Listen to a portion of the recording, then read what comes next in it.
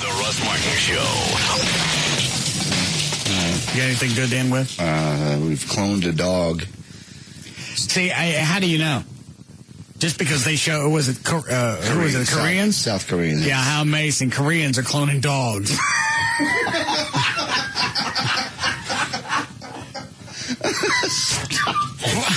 Stop that. It's true.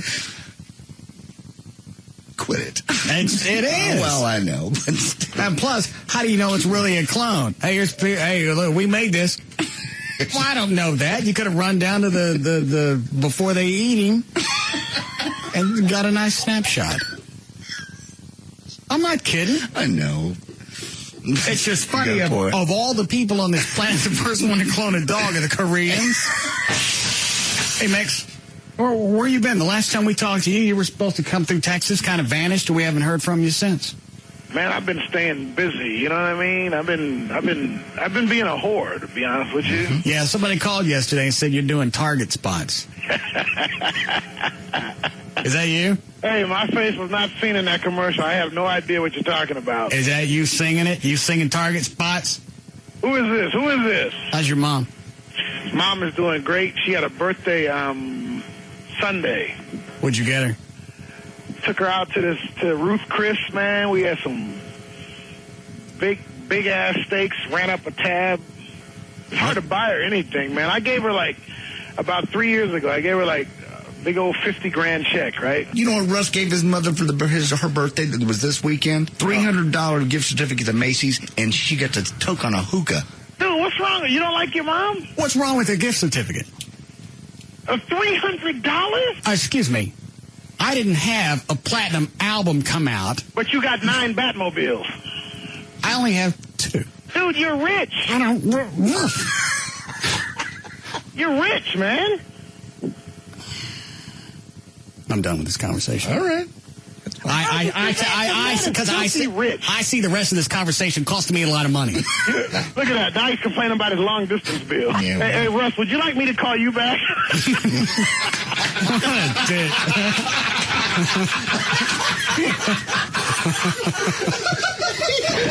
President Bush said yesterday he believes schools should discuss intelligent design along with evolution when teaching students about the creation of life during a roundtable. What is intelligent design? You mean like biblical stuff? The theory of intelligent design says life on Earth is too complex to have developed through evolution, implying that a higher power must have had a hand in creation. All right. Well, there's the course.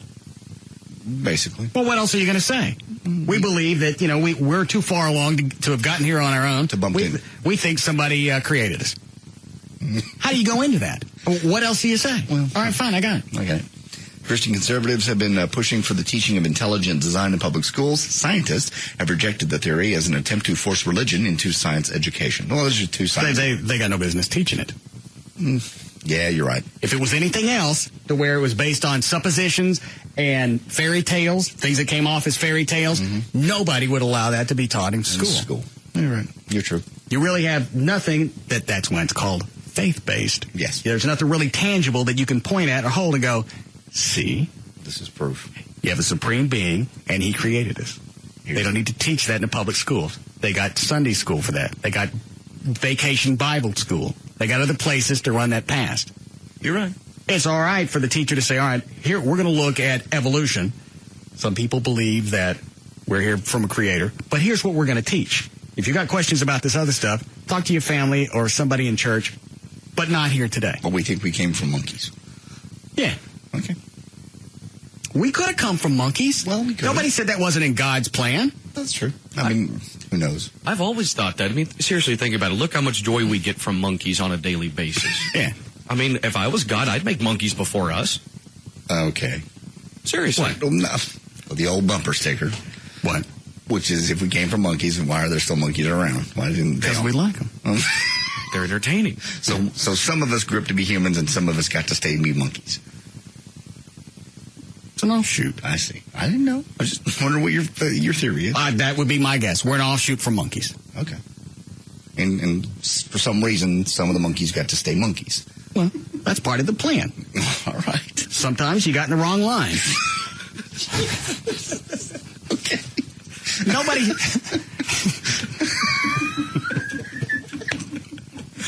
perfect sense. The Russ Martin Show.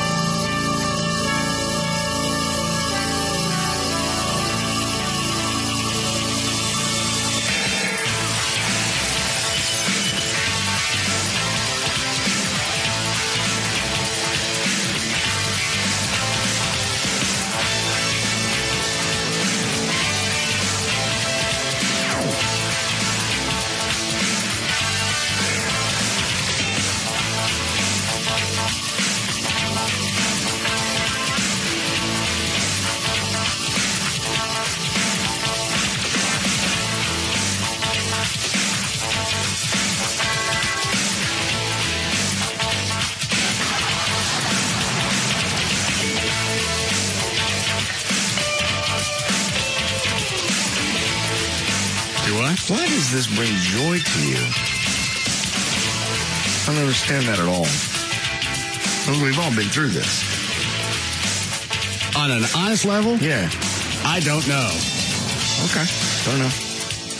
Because God knows I've been there, done this.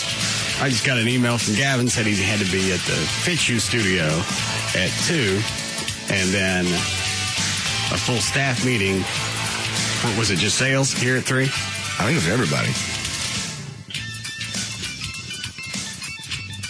And that means somebody's getting popped.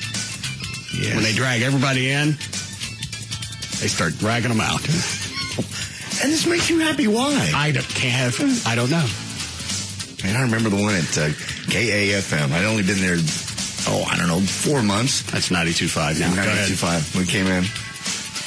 And everybody's going to meet in the lobby because there wasn't an office big enough for everybody to meet. And you walked around, and there were nameplates just gone.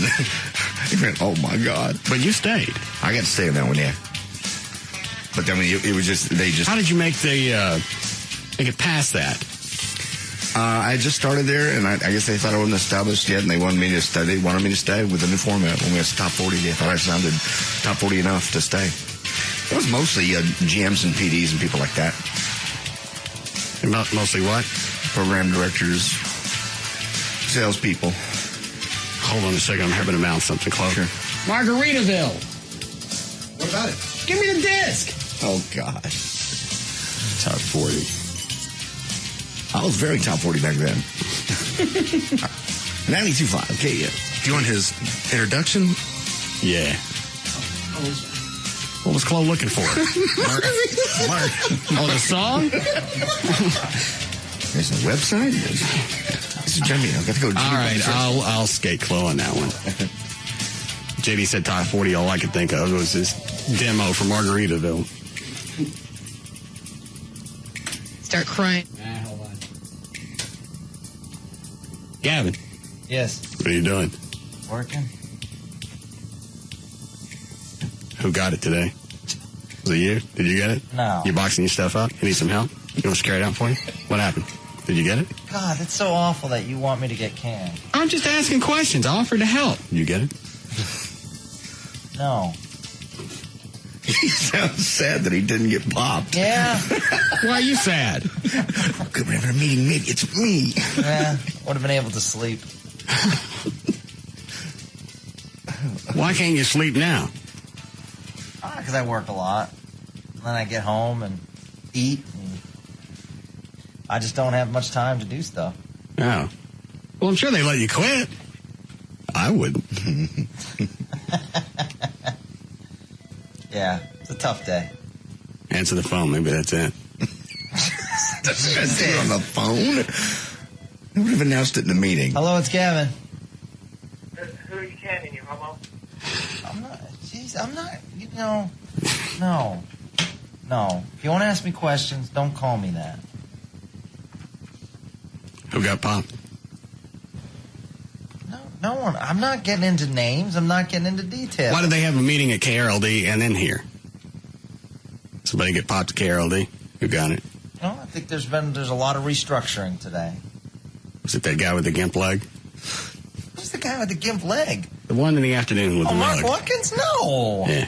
No, he's greatness. Do you have a gimp leg?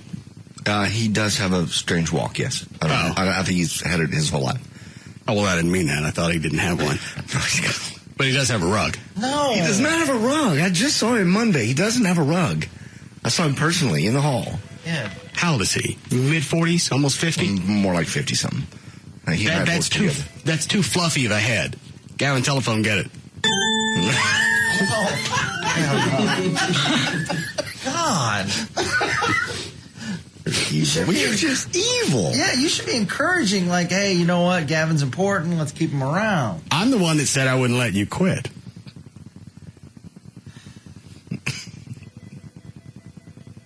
Telephone. No. Hello, it's Gavin. Bitter swallow. Oh, Jesus.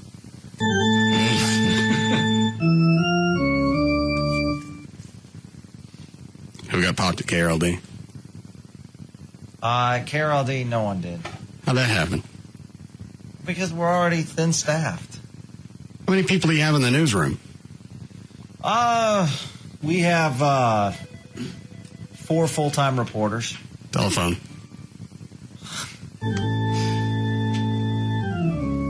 Hello, it's Gavin. Gavin, Yeah. they pop you because you keep sitting down. Do we have to go through this drill all day? Well, take the phone off the hook then. All right. So why did they have a meeting at KRLD if nobody got popped? Well, it was a Fitzhugh meeting. Because they're doing restructuring. Oh, I got it. I forget. There's more than one station over there. Yeah. Somebody from KLO get it? They get Jody Dean? No. Jonathan, what's his name? Hayes, no. Yeah, they get him? No. Who got it? I'm not going to say. What other stations do we have? The moving? Yeah, somebody moving? KVIL. I'm on moving. Anybody moving? I'm not getting into details. These are people's private lives. All right, I'll find out. What about KVIL?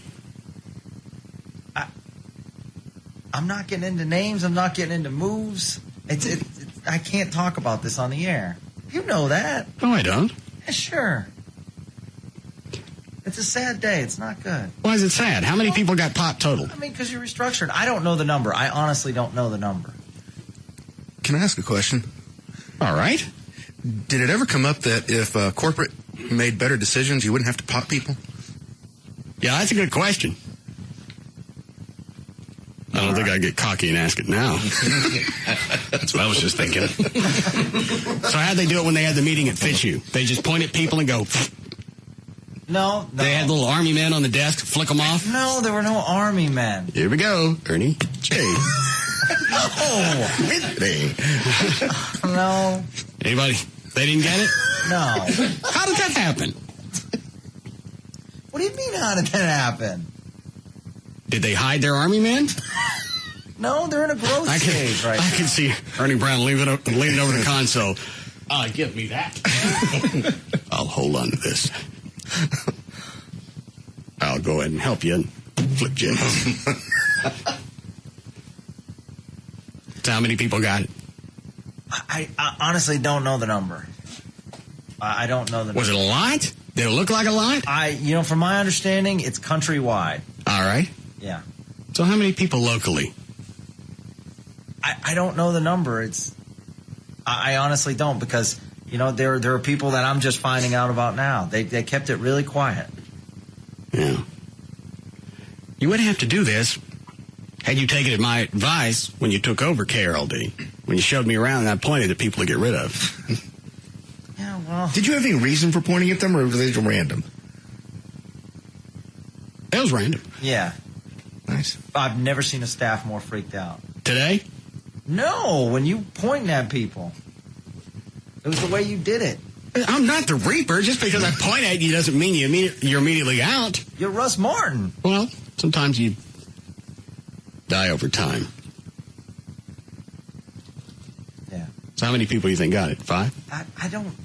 I don't have exact numbers. I don't have the answers. Did they say names when they said, okay, here's who's not staying? Yeah, I mean, there are some names that have been talked about, yes. Were they in the room? No. Yeah. How many people weren't in the room? They had already left. Well, they're having a full staff meeting over there at 5, but I'm not going to be able to make it to that. Are they getting somebody else at 5? No. Can I go watch? No.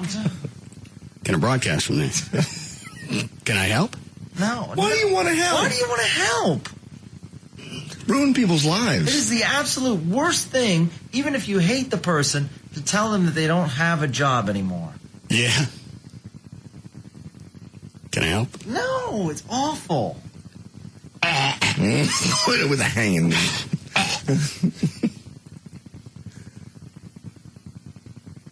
It's awful. It's sad. Who got it here? Anybody I know? I'm not getting into names. No, you don't know many people around here. What about Catherine at the front desk? What? She's been gone 5 years. I don't even think Gavin ever met her. No.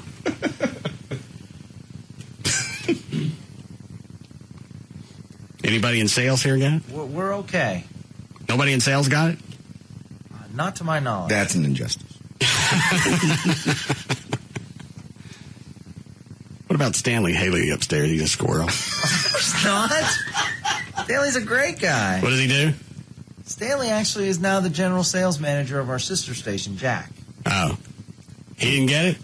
No. Why didn't he get it? He's a They're squirrel. fine. I think they're going to hit their budget this month. Oh. Whoa. Fiesta. Have you ever gone through a, what do they call it in radio? Reorganization or just Restructuring? Yeah. Bloodbath. You ever been through one of those? Yeah, on a minor scale. This is more. Yeah, on a minor scale, yes, I have. I don't think I ever have. ever? I've only been through the one. And it wasn't fun. Went through a format change, but they actually gave us the heads up. It's back in the 80s. They said, this format's not going to work. We're going to change on this date. You guys can stay on the air. And that really was unheard of in radio because nobody ever trusted the jocks to stay on the air. Not if you're going to change formats, no. You never know what they're going to do. So you been through one or not yet? Yeah, I went through a minor one in Las Vegas, and actually, when I've never told anyone this, when I was in Cape Cod, a new general manager came in, and he hired someone to get rid of me. I don't get it. He specifically just went out and found a temp to come in and pop you? The program director, this was slimy, the program director that I had worked with for 2 years took me in his office and shut the door, and I said, oh, man, and I joked around. I said, what, are you firing me? And he goes, yeah. We didn't have enough money for an army man, so I'm just going to flick you in the head. Yep. Get out. And they said they were cutting back the position, yet they hired someone else. How do you eliminate the program director, especially when the new one just fired you? I don't know. That's really bad. Show was at the top of the ratings. That's a nice desk you have there. Mind if I sit in it for you? Well, Gavin was that way when they were going to let Bob McNeil go. First question out of Gavin. Without exaggeration, they wanted me to talk to Gavin to see if I liked him. I remember that. And He's Gavin's in Las Vegas. We're on the phone. I said, how big is McNeil's office? Could you go walk it off for me? I did not. F you did. I did not tell you to walk it off. I'll stick that in the polygraph test with stick you through another session. That was one of the first things that came out of your head. I remember it did come up. It wasn't one of the first things. Why would you care? It did come up. Because when I was interviewing for the job. He was trying to decide how much stuff he could ship out here and it would fit in McNeil's office and wanted me to go walk it off. Bob's sitting in there. Russ, what are you doing? Nothing. Just practicing my DWI test. Move. No. Yes. I was coming up with conversation points with you. When I interviewed for the job, obviously I didn't come to this building. It's stunning that hey, how's the staff? Mm-hmm. What's the mentality around there? What's the vibe? How's people the get morale? along? Yeah. How much crap can I get in Bob McNeil's office? Oh, it wasn't like that. Come on. You and I had instant chemistry. That was funny to me. That's a good one. Never heard of that one before. Go walk it off for me, will you, buddy? Square footage. It wasn't like that, but I did ask. I didn't know if I had a cubicle. I didn't know if I had an office. All right. I didn't know anything about the job. Did they explain how they were eliminating your position even though the new guy was popping you? No, they just said, we're cutting back, and by the way, you probably shouldn't be interviewing. I went for an interview for a job in Albuquerque. I went for an interview for a job in Boise, Idaho, and Atlanta, Georgia, all done on my vacation time. And they found out about that? Yeah, and they got really mad. I wasn't under contract or anything. Well, it still would piss me off. Well, why? Well, how would you like it if you've got the job, no contract, and they bring in PDs to interview while you're sitting in your office? It didn't affect my job. I was doing a great job. Well, they still have the same option. If you got the opportunity to go look for other jobs, they got the same right. Yeah, they do. But I did doing it. I was doing it in the privacy. I was doing it on my vacation, my time. Did you tell them you were doing it? No. Well, then that's sneaky. No, it's not sneaky. You tell anybody you're going out for... What if you took one of the jobs and then you leave them in the lurch? I would never leave someone in the lurch. I would tell them immediately. Then they got 2 weeks to try and find a program director. No, it would be so more they're just protecting themselves. It would be more than 2 weeks. All right. It would be more than 2 weeks. It was a slimy thing. They brought in the locksmith with this guy after 6 months because he was so slimy. He was a slimy general manager. I wonder if other industries are like this, or if radio just has the franchise and just being dicky. No, we got a buddy who works at a very large company in Fort Worth, worked there almost 20 years before he hit his 20 mark, fired him. He sits out for 6 months looking for work. Now, he's been doing the same thing, very technical job, by the way, for almost ever. 6 months later, they go, you want your job back? How would you like half the pay? Did he take it? I had to. He needed a job. Why was it only paying half? Because that's what they offered. That's how they cut back. They fire people, they let them sit out for a while, think about what they've done, and then they hire them back at half the price, and the company saves them money. And the general managers and the people above them look good because they went, look what we did to the bottom line, and we still had the same staff. Well, it was 20 years when he became fully vested in his pension fund. He'd been invested, yeah. So they popped him before his... 20. Yep. He worked there almost, well, he had worked there since college. So in essence, what would he lose by not being vested? Because I don't even think I've understood that term. It depends on what, but basically... The pension would have turned out to be about $60,000 a year for the rest of his life after he quit, or after they fired him. And now he would have gotten what? Now he gets nothing. Now he gets his salary. How long ago was this? 2 years ago. And he's still there? Uh-huh. Making the same thing? Making half of what he was making. What a dope. It's a very specific job he does, very technical. Okay. Well, then, if it's something that unique, you think you'd be able to have the leg up on somebody someplace else. It's that unique, but there's not jobs like that all over the country. No. Anybody nationally get popped, Gavin? Yeah, it was across the country. Yeah. Anybody big? No, you would not know anyone. No. Well, I don't know the names across the country. Some PDs, some general managers. Anybody involved with the David Lee Roth debacle will get it. So. Those people are gone already. Can we fire him again? Hey, your job just opened back up. Really, I need it. Thank you so much. Is it just CBS Radio or CBS TV as well? I'm not sure. Because whoever's in charge of the whole Katie Couric thing should be away. On the beach, if you will. You don't know? I really don't. I just know that this just came down. It all came down today? Yes. Yeah. How fascinating. Why? People's lives have changed. I know it. Mine hasn't. Well, is that how and because they didn't drag us into the meeting, it means everything's all right. Of course, you got a contract. Yeah, I think you're pretty safe. I wouldn't go anyway. You wouldn't go. Can't fire you if you don't show up. Yeah. Well, yeah. No. You got to go through a meeting. You got to have an exit interview. You got to meet with HR. You don't show up, they can't pop you. So you're just going to sit at your desk and work and just ignore everybody around you.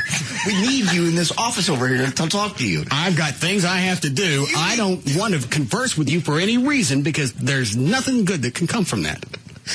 You need to come down to HR. Blow me. You're like the guy from Office Space that mumbles. And I'm not kidding. You don't go have all those interviews and they pop you without having all that in place. You've got a lawsuit in place. You're kidding. They can just quit paying you. I mean, you can sit at your desk all you want. They can quit paying you. All right, you stop paying me. Why? Because you're fired. No, but he told me that. That's pretty funny. I don't care how retarded it sounds. They don't take you through those steps. You can't get fired. I think at some point they just come to your desk and do it to you. Do it right there. But you may not want to listen to this, but here's what's coming down. Dan, is there anything on the radio broadcast websites or what's going on since Gavin's being tight-lipped? Yes, there are. All right. Gavin, you okay with that? I mean, I don't know. I guess that's public knowledge. All right. We've got it, Dan. In New York, Tracy Clougherty is out as PD of alternative WXRK K-Rock in New York. I knew she was going to get it. You don't even know her. Yeah, I do. How do you know her? She's a PD at K-Rock. They haven't done it. They've done nothing. In fact, I think they flipped back from talk to music. Isn't that right, Gavin? That's correct. See? Yeah, she was there. How long did they switch back to music? Well, she was there for 7 months, so I'm assuming it was 7 months that they had. Yeah, it hasn't been that long. What about that PD in San Francisco? You get it? Let me see. Where is he? Hang on. Dusty Hayes from Austin. I don't think Dusty's with CBS anymore. Okay. I don't think he is. Well, just read off what you got. Okay. Rick Martini is out as PD of WNEW in New York. Oh, that's too bad. WCBS New York PD Chris Quimby. Oh. Veteran news programmer list, Los Angeles. Someone with 20 years with CBS Radio. That was the Chris Quimby. In Dallas. You want me to read that one? Tell me off here. No, sit on that one for a while. Okay. Los Angeles long-term market. Because they may not know yet. Yeah. Suck to hear that on the air. Yeah. I'm just driving back from lunch. What a beautiful day. See, I kind of warm, just hanging out. What did O'Malley say? I'll flip over to the Russ Martin Show, see what's happening. But I will drop a little clue. Oldies Radio 98.7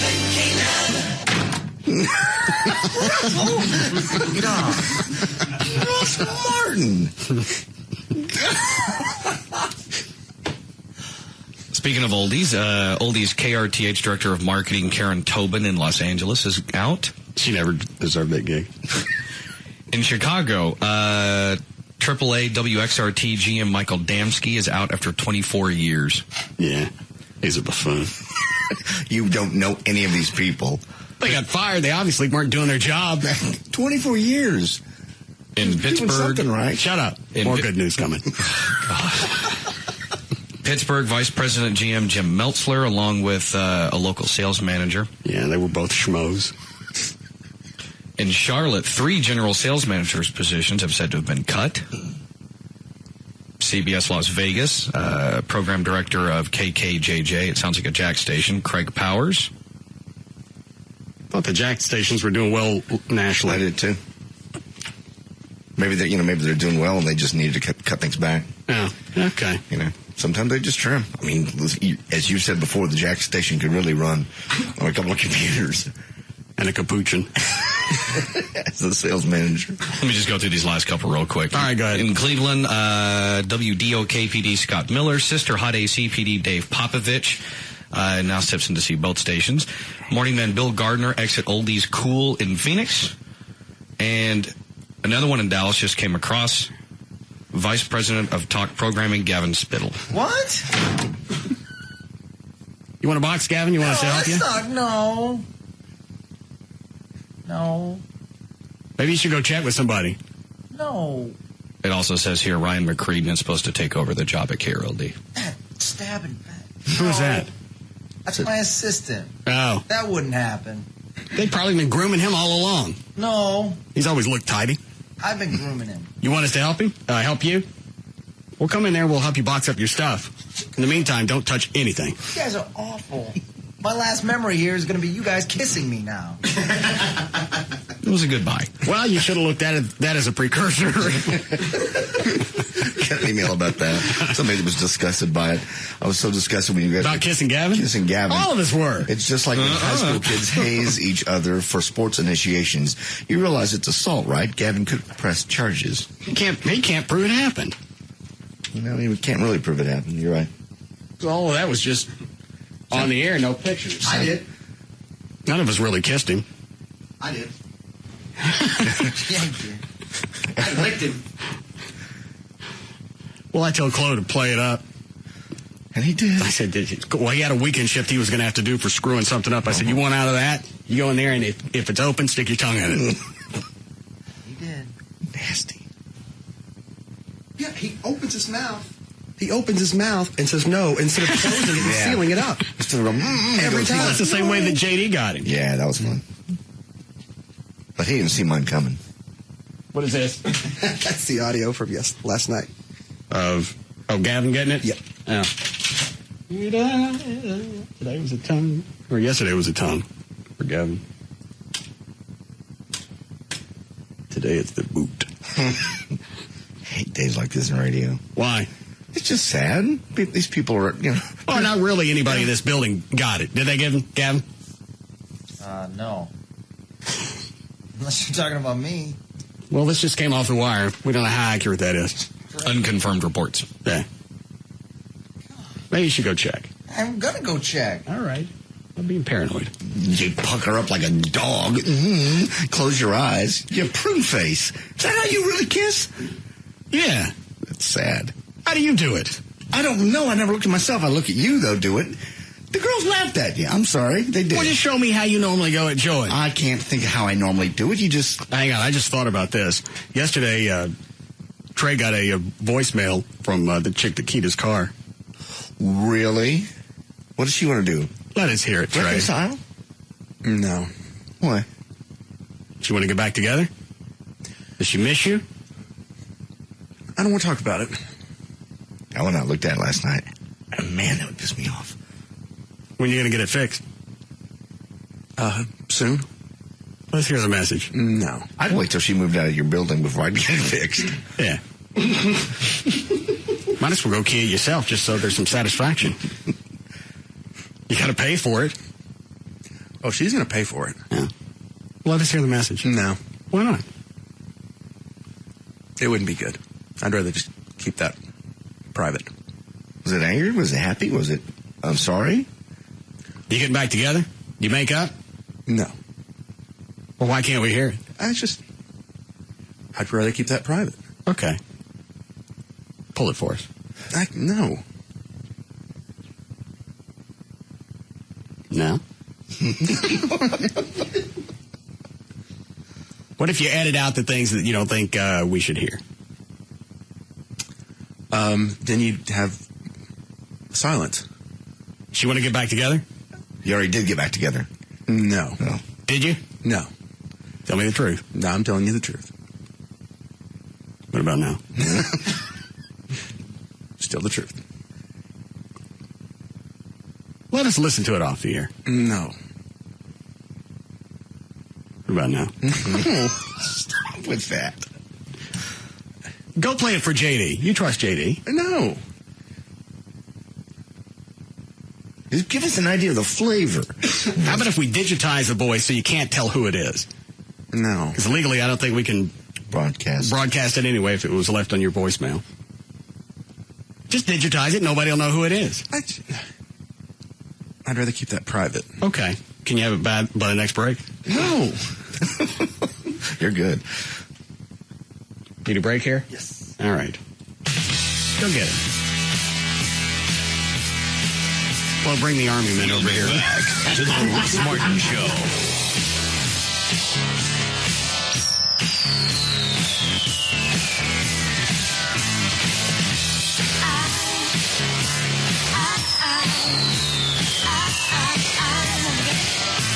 Contenders come and go. But there's only one afternoon champ, the Russ Martin Show.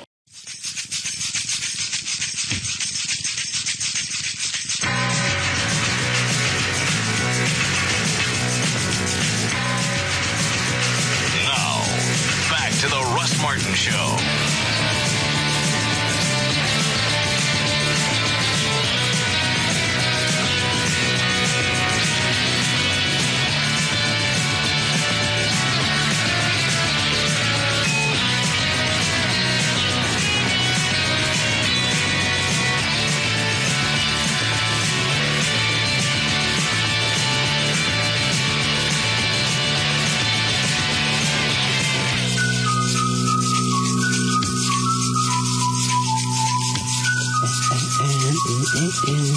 You're just in a great mood, aren't you? Just skippity-doo-dah, just happy that these people's lives are... Don't be in radio and not expect to get fired. Well, how many times have you been fired?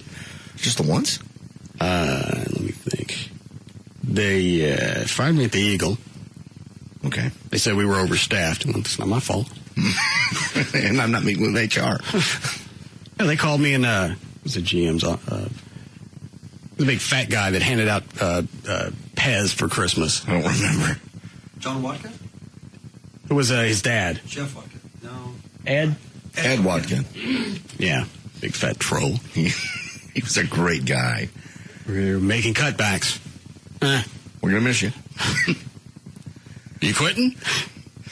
Oh, it's me. Yeah. No, that was his excuse. We got too many people on the staff. Well, why don't you hire someone that can count? And not pop me. They do that. I got fired at the Eagle. I got fired in Greenville. And they took the clock radio out of my check. You smashed. He made me drive an hour out there and an hour home just to let me go from a minimum wage job. Well, you should have done that on the phone, I guess. I got fired on the phone one time, and everybody went, he fired you on the phone? It was Dan, doesn't matter, whatever, Halliburton over at KLLI. But I said, I'd rather that and have the rest of my day open than that drive all the way to Dallas, sit in his office to have him go, you're out of here. Well, thanks. Yeah. Wasted my whole day. They didn't even tell me why I was driving out to Greenville. And we're having a staff meeting at noon. I get out there, ain't nobody there. Where's the staff? You're it. The staff is out working. Step this way. John Owen Butler. He was no longer in radio. I don't care where he is. He's the one that said he prayed to God before letting me go. You said you sucked. Doesn't make any difference. It's Greenville. You're paying $2.35 an hour. Really, what can you afford, and what would you expect? That's true. And don't go over my head to get me popped. You religious zagnut. Is that Gail? Hi, Gail. Hi there. Have you been fired in radio before? Yep. Where'd you get popped? Kiss. Why'd they let you go over there? It's when Gannett bought them, or somebody bought them from Gannett. I can't remember what the switch was. So was it just a restructuring and they cut some people loose? Yeah, but they cut me loose before they cut Walton and Johnson loose. That would make me suicidal. Really? Why, they kept Walton and Johnson, they let you go? Yeah. Yeah. Well, I was working in the mornings with them. I would have said thank you. How long were they on the air there? I think it was maybe I don't even think anybody remembers them. I don't remember what they sounded like at all. I think they were there for a couple of years, maybe. Oh, okay. That was the only time you got popped? Mm-hmm. All right. So far. And when you worked at the Eagle doing Black Thunder? I quit to go to KISS. Oh. Okay. Yeah. All right. Yep. All right, what do you got? ABC TV Lost comes on tonight. Southbound Central at 6:35. The wreck's on the left shoulder. Southbound 35 at Oak Lawn. There is an accident on the left shoulder. Traffic is backed up to Commonwealth. Westbound 635 past MacArthur and Irving. They cleared that wreck. It's still a little bit slow. Otherwise, in Denton, southbound 35 at South Loop 288. The center lane's blocked. It's backed up to Teasley. And on the side streets, Preston at Royal, an accident. I'm Gail Lightfoot on the Russ Martin Show. All right, warming up a little bit. 40 for the low tonight. Going to be a 65, almost 70 by Saturday. 56 now at Live 105.3. Almost everybody that I've worked with in programming, radio has been a dick. Radio management. There were some on-air people I liked. I got to go with you on that. In management, for some reason, yeah. But there was music radio. Yeah. I don't know why Top 40 was just a magnet for a-holes, but that just seemed to be the template. I only think of one PD I ever worked with that I really liked a lot. Who was that? Bobby Craig at KPLX. Now he's in music radio in Nashville. Oh. Is he the one with the gimp leg? Mm-hmm. Yep. Great guy. Very good program director. KPLX was at top. Why don't you fly to Nashville and blow it? I'm just saying, of all the PDs, of all the ALs I can think I worked with. Oh, somebody sent me an email the other day. Brad Chambers is still alive. I don't know who Brad Chambers is. He's the guy that everybody hated at KPLX. How come nobody liked him? What was he? He was a program director. All right. Because he would call on the hotline and scream at the overnight guy. Oh, the way he answered the hotline, and this is just one of many, many things. He'd get on the staff voicemail after our St. Jude's Children's Research thing. He'd cry about what a great family it is here, and then it complete backstab and a-holed everybody else. Everybody. That's the only company I ever worked for. They put out a questionnaire in everybody's box and said, you can turn it in. Do not put your name on it. You're wound up about this, man. Because it got him fired. And tell us what you think of your management. Everybody knew it was aimed at him. And he pulled me and 2 or 3 people. He goes, I know it was you. I know it was you that said those bad things about me. I went, Brad, everybody hates you. Did you say some people that filled out those questionnaires actually just signed their names? As if they thought it was the Constitution. Well, it's like they had anonymity. They had that cloak, and you didn't have to worry about anything. Some people obviously hated him bad enough. I'm signing this. Tell them who I am. I love that. Everybody hated him. All right. What were we in the middle of? We broke. You were doing your Snoopy dance about people getting popped. Yeah, I don't like radio people. Some of them suck, but you don't know about all these people that get fired if they all are radio scum. Oh, you don't get fired for no reason. Yes, you do sometimes. No. Yeah. Not in radio. Trey, why are you hanging your arm on your head? It relieves the pain in my back. Doctor showed me that today. You glue your arm to your head? No, he just touched me. He said, put your arm over your head. Does that relieve the pain? I said, yeah. He goes, you're screwed. What does that mean? It means the discs in my back are degenerating. Want to see? Got a nice picture. No. Let me see that. So what are they going to do? What are they doing that degenerates? They rebuild it? No, I mean, right now it's... You got a lot of fillings in the back of your mouth. Yeah. Look at that. The back side of his mouth is silver. Oh, yeah. So that's in your neck, not your lower back. Yes. So what do they got to do? Right now I'm trying steroids and see if they can get the inflammation down. Why don't you take the spine out of Gavin? Little Miles. Stop it. Stop it. Stop saying that. What does it say? I can't read his handwriting. Familial dysgenic disorder, I think is. Does that mean it runs in the family? Yeah. So your dad has this? Yes. So how long are they going to try steroids and stuff? I'm going around to steroids and then some. If that doesn't work, then they got to do what? Next round will be MRI and injections into my neck and spine to see if that'll relieve it. And then if that doesn't, then I have to have surgery. And what do they do? Surgically? Yeah. They cut you right through here. They move your esophagus over. And around the bottom of your neck? Yes. And Wouldn't that kill you? No, I mean... Normally when they kill people, they do that. Well, they don't... Cutting around the front? Yeah, they don't... That's going to kill you. They don't cut your throat. I talked to somebody else.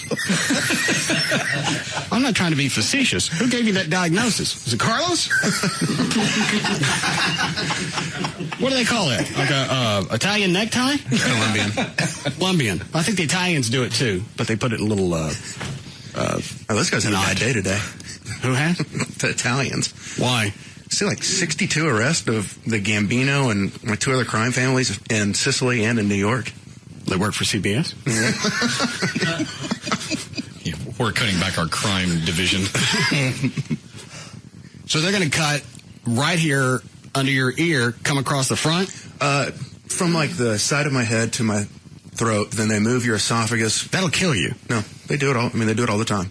They're going to cut from here to here. No, that's going to kill you. You're not going to get your jugular. They're going to pull your tongue out and turn it into a bolo. No, they just open it up, push everything over, then they cut the disc off. You know while you're out, they're going to pull your tongue out and play with it. There'll be a day, Russell. You're going to have surgery for something. I don't care. I'm still going to be out. That's true. But you know things go on in the operating room when they're out. There's videotapes of your operation. They're not going to play with you. Some of them will. And they're going to take that slit and they're going to pull his tongue out. Yeah, I used to date a nurse, and actually they do. They do what? Like for the one thing that stands out is they were operating on a guy, and evidently he had a huge schlong, and they let everybody, they would let scrub in and come in to look at his schlong. Lovely. Great. Hang on. Make sure both of us are in the picture.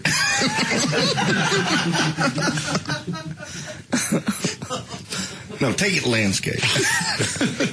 You lean down next to it. Even one of those point mouth open pictures. Well, hat on. Put a surgical mask on. That's a lovely X-ray. Yeah, thanks. I didn't play the end of this. Gavin getting in the push yesterday. Close your eyes and you put your... No, you don't. Don't you do it. Oh, this is where you're going to try on Dan. Yeah. Don't. Come here, Dan. Just stand there. Could have hit somebody. Just put your hands on his shoulders. You don't have to get any closer to that. Hands on his shoulders. Just stand right there. I'm already standing close enough. Come here. This bit blows already. Just put your hands on his shoulder and say Get it. away from me, back. You put your hand behind his back and that's... Dan, get over there. Come here. Dan, can you actually hug somebody without wigging out? Yeah. A guy? Yeah, absolutely. So why did JD getting in your personal space weird you out? Because I knew he was coming in to mimic how he kisses someone, and I don't want that. He wasn't going to do it. Oh, really? I guess, because when it's a hug, it's that real quick thing and then you're done. And Well, that's why you pat your hands, because it's... If you hold, it's okay. It's the buddy pat as opposed to the... Well, if you've maintained contact for more than a couple of seconds and it's queer, that's why we do the pat thing, so nobody really starts the timer. Never thought of it that way. That's exactly what it is. You're right. The pat is a reset? Yeah. Because if you just leave your hand back there and you squeeze, then you're homo.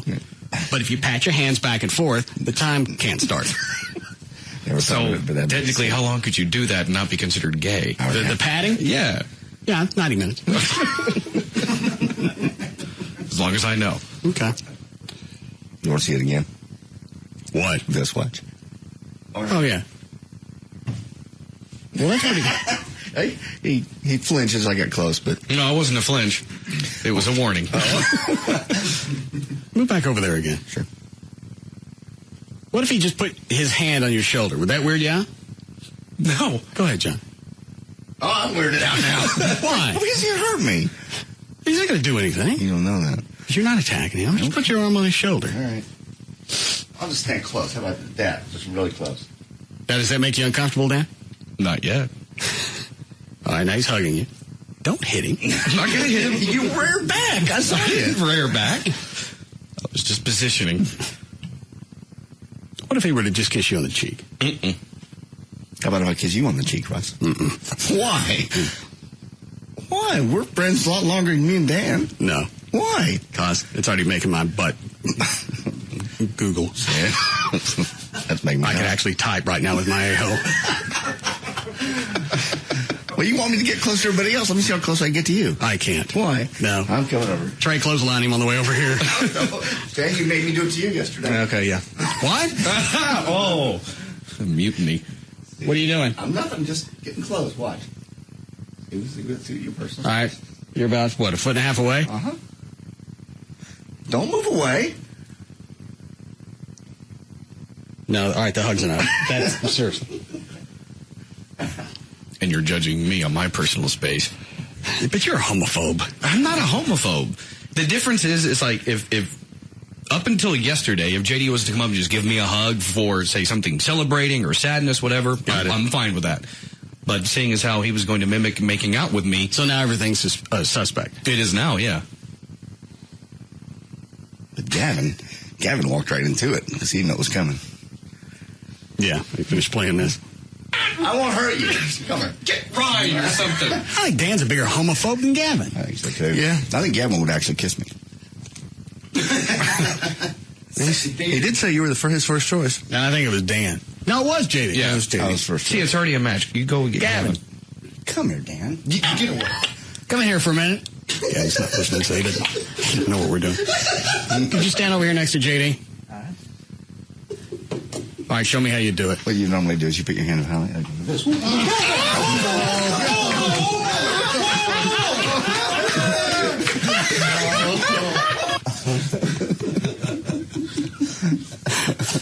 So when you grab Gavin, all of a sudden, the shock set in, his mouth opens to say no, and that's what you got. Smoked him. I won't hurt you.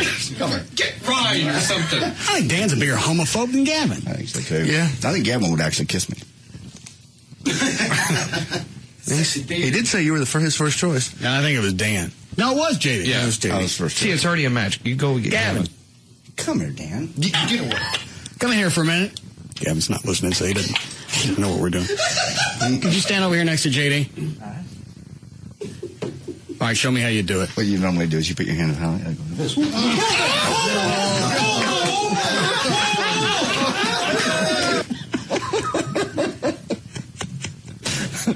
When he left last night, it was beyond dejected. He came in, see more. What? Get kissed by everybody. Obviously, we think a lot of you. Sure. Why is it kissing him doesn't make you feel queer? I don't know. He's got soft lips, really, like I said. Why'd you skip out on Diane from Don'tLie.com last night? I didn't know she was coming last night. Yeah, you did. Yeah, we did. So we said it on the air. Did I really? Uh-huh. I was in here jacking around on the guitar till 7:30. What time was she coming? 'Cause I forgot. I think I told her to be here right around 7:30. She might have showed up just a little bit after. I spaced it. No, you didn't. So? Do you not want to answer the questions? I don't have a problem with these questions. Well, why did you skip out on her then? I forgot. Had we done that, had we been assigned to take a lie detector test and just skipped out, you'd be livid. When can she come back? I'll have to call her and see. See, everybody else submitted their questions. Mm-hmm. Chucks, I can't read on the air. Really? I read some of them to Chloe off the air. And they even stunned him. Has nothing to do with me, my character, things that you want to know about me. Uh-huh. Just questions in general. Oh, I could, like, can you read any of them? Can you turn off the mics and just... All right. Let me find one of them. Let's see. Some of these I can't even clean up for air, so you just get the flavor. That's funny when you step back. Oh, yeah. When I read them to Chloe during the break, I backed away from all the mics just in case. All right, here's one. Excuse us.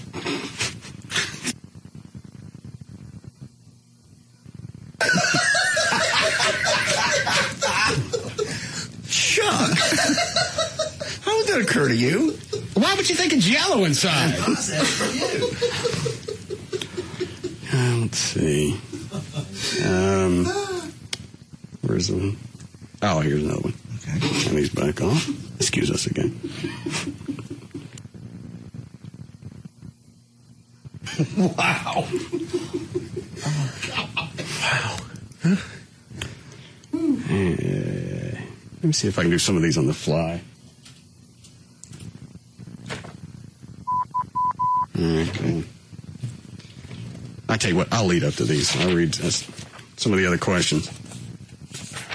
I also told you guys that you could submit these and maintain your anonymity. Everybody emailed me their questions. They emailed them to Trey. He emailed them to you. Oh, all right. Backstabbing. Gavin's questions for me. Do you think Gavin is a good program director? Do you want to redo the lineup at Live 105.3? Do you really not see a positive difference since Gavin's been working out? Do you really love Live 105.3 and just won't admit it? Would you like to try to do regular news talk for a day? You ever feel bad for making fun of Gavin? Do you feel as though Gavin's done a good job with KRLD? I don't think, as far as the regular news talk, I can't think in those terms. One, you could do it for a while. You got to solicit calls, and you've got to be nice to them, or at least make them feel that they didn't walk away getting raped. Otherwise, since it's a caller-driven show, you alienate everybody else. You got nobody to talk to. They won't call back. So in essence, it's almost like your customer service for a company, and everybody has to walk away feeling like they got their point across. And that's absurd. We haven't tried the 5 minutes of nice radio in a while. I've never made it. Well, try it again. You could do You it. might make it this time. What's going to change? You're on the drug. What drug? Lorazepam. That's at night. It's out of my system by the next day. Take one. Get one from Trey. You know he's got them. Maybe later if things slow down. Okay. And I don't know how Mark Davis deals with some of the buffoons that call him. Because that's just his demeanor. He's not going to ever tell anybody they're an idiot. He's going to say, and I've heard him say it, we will have to agree to disagree on this subject. He denies he's ever used that term. That is a bull. I've heard him say those words. I've even heard him say that. Yeah. Oh, I bet he was so dejected today. Why? Because when Mitt Romney got out of the race. Oh, he's on suicide watch. Now, which one was the Snock Ramen guy? Mitt Romney? Yeah. Did he do anything that stood out? Who was the guy that was talking about the Middle Eastern guys in 7-Elevens? Oh, no, that's Joseph Biden. He got out. Oh, that's sad. Yeah, he's a Democrat. Yeah. All right. Yeah, I saw part of the news conference. The Snock Ramen guy said, I didn't really understand this. He said, in a time of war, I don't want to become a distraction. Something along those terms. He wants to make sure, because there's a lot of the conservatives, like Mark Davis, who don't like John McCain, and what he was saying is, although he's not endorsing McCain, he said we need to have one voice and win, because our country is at war, and in time of war, I don't want to be a distraction. Because basically what he's saying is, if I continue, we butt heads, we're likely to expand use all our resources before we get into the main contest with a Democrat. Is it likely now that Mitt would be a running mate? I don't think he's going to a VP. I think Huckabee's going to be your VP. Well, he didn't totally pull out of the race. He just put his campaign on pause. Yes. Okay. Close questions. Alrighty. My lie detector. If you could get away with it, would you punch David Henry in the face? Do you feel guilty for the amount of money? These are yours, right? Do you feel guilty about the amount of money you received from CBS? Do you truly love Amy with all your heart? Are you afraid of black people? Do black people make you uncomfortable? Do you wish white was the only race on the planet? Do you think Tim Powers is a better lawyer than Everett? Tim Powers answers the phone. Yes. Everett will answer the phone? No. In his own way? No. No. In time? His voice, it doesn't matter. You call his cell phone, and it's always full. That's because he don't ever check it. He says he doesn't, I know. How does he ever end up in court? They have to call his office. Well, if you're locked up in jail, I want out now. Well, as he says, you'll be there the next day. I'll be there when I get around to you. I can go to college for 4 years to get your dumb ass out of jail in the middle of the night. Have you ever really been a member of the Dallas Cowboys? Have you ever hit on any member of the show's girlfriends? Why you ask that? Curious, man. Have you ever hit on any member of the show's ex-girlfriends? Why you ask that? Still curious. Have you ever had sex with any member of the show's girlfriends or ex-girlfriends? Given the chance, would you have sex with Joy? Do you think you really suck at the guitar? Do you ever get aroused when you come across gay porn? Why you ask that? Not that curious. Are you afraid of dying? Do you feel drinking fills a void? Do you think you look good in tight... Why you ask that one? The tight pants. Are my pants too tight? Don't look at me. If they're too tight, say they're too tight. They're not. Turn around. Let me look. No, not really. You've loosened them up over time. Yeah, you used to wear really tight clothes after you got out of the parachute pants. What? Nobody thinks that's funny. I think we're being honest here. You used to wear parachute pants and tennis shoes and had a mullet, so that was the 80s. And 90s. Did you feel those Velcro pants like this? Quiet. Before I leave off. Do you think Dr. Venegas is a good doctor? Would you feel guilty if you cheated on Amy? Have you ever cheated on Amy? How are we doing on time? Breaking 3. All right. JD's questions. Would you marry Amy the same day if JD married Joy? Why you put my salary in this? I'm just asking if you make more than that. That's not necessarily your salary. Why do you want to know? Just asking. Do you know? No, I don't really. So why are you asking? Just want to see if you'd answer it. You don't have to read that one. Don't read that one or the next one. If you had to go gay, would you pick Trey as your lover?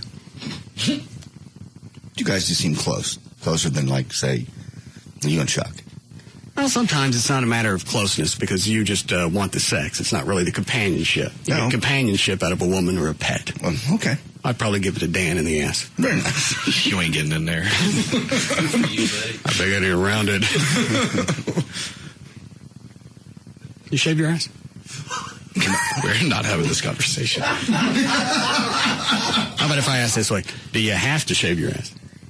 We're still not having this conversation. Is it smooth? I'm not saying nothing. I bet it's smooth. I think we've seen it. Have we seen your ass? Yes, he popped it out one time. When was that? He came around the board for some reason. Did we get pictures? No, we didn't have pictures. Although you did get it a few years ago back when you stuck me in the gay tent with Gay Steven. Let's go back and look at that. Do you have little dimples on each side of your ass? I do, but I don't think it... Oh, damn it.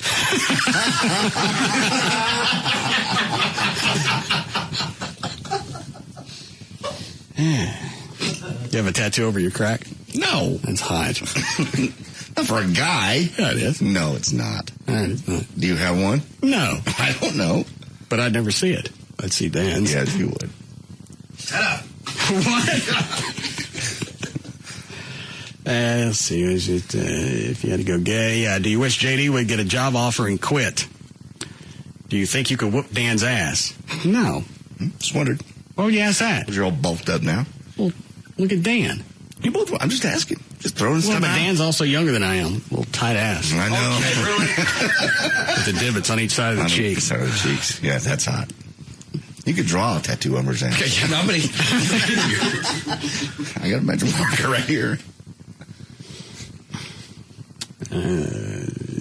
You jealous? Are you jealous that Dan is farther along in his career than you were at his age? I never thought about that. I believe I am. That's why I brought it up. Yeah, but you had a TV show by the time you were my age, though. How old are you now? 28. All right. At 30, I was living with my dad. Here we go. But that was your choice. It wasn't out of necessity. Well, I didn't know that at the time. I thought it was going to have to be out of necessity. I didn't know when the next job was coming. How long was it you lived with your father? About a year. And what did he used to do with the lottery tickets? Scratch them off. Okay, and how did he dress when he did that? Why are you asking these I'm questions? trying to get them all out of the way so we don't drag this out, because that's the story we hear every time. Every day, I'd come home from whatever I was doing. He'd be sitting in the front of the house, no shirt on, old man gut hanging out, wearing jeans, a belt so he didn't look white trash, flip-flops, yellow toenails, doing lottery tickets, cussing every time. He'd buy like 100 of them, Big long like the dollar scratch off, and be, like 3/4 of the way through. I come home and go, you just wasted $100. Then he'd hold the entire string up. No, I want $1 here. I got one down here. All right, well, I'll start packing. Would you miss Gavin if he got another job offer and quit? Would you let Gavin leave if he got a better job offer? Are you helping Big Stacy to make yourself not look racist? Do you check the security cameras after Black Eddie or Stacy have been in your house? Okay. I think that's all the normal ones. Mm-hmm. Let me see how many of Chuck's I can read. Chuck, were you in some altered state when you wrote these? I think these are things that he just sits around at his desk all day wondering. Wonder if they're yellow inside. We gotta find out. So really, they're questions that he's asked himself, but he sees the opportunity to ask you. Thinks possibly I've seen the inside of one. Let's see. Would you marry a black woman if she was gorgeous? Turn the mics off for this.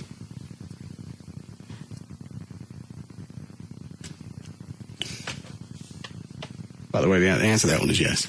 Really? Yeah.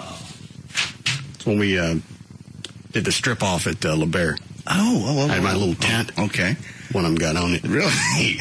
That's kind of hot. Have you ever had sex with a black, Asian, Hispanic woman? Do you think black women are better kissers than white women? Are black women better in bed than white women? I've never slept with a black woman. I haven't either. No clue. I hear they're really hot. Here's another one. I got to turn the mics off.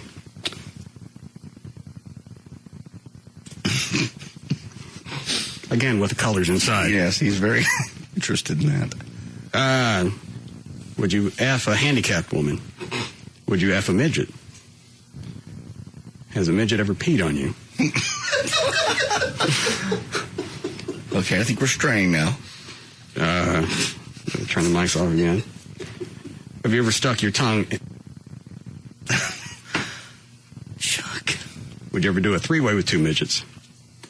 Would you like to watch two midgets F? Would you F a midget? Would you like to F Gavin's girlfriend? Would you like to F Joy? Okay, that's a good one. Would you let JD watch you while you did that to Joy? You like freaky sex? Would you like to watch JD do Joy? No. Okay. I got the Discovery Channel.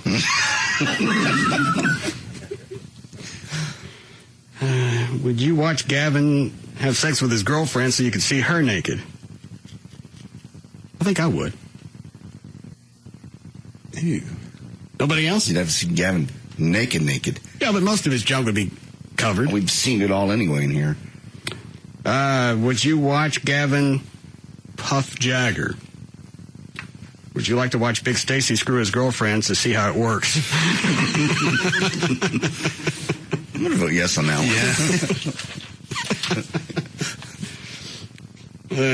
I think that's the thrust of most of those. I don't even think Diane from Don't Lie would read these. She has to read some pretty jacked up stuff. All right, fax these to her, see if she's got a problem with them. Huh? We're going to have to bleep out almost the entire question, though. Especially the yellow and the pink one. All right. Let's pass that. All right. Break here? Yes. All right, we'll be back.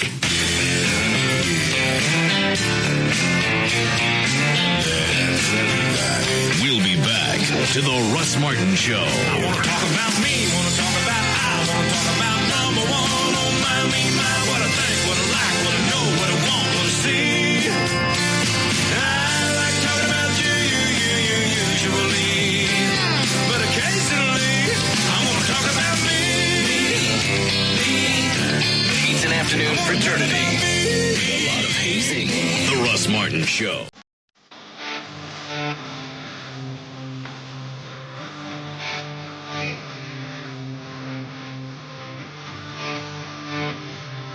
Now, back to the Russ Martin Show.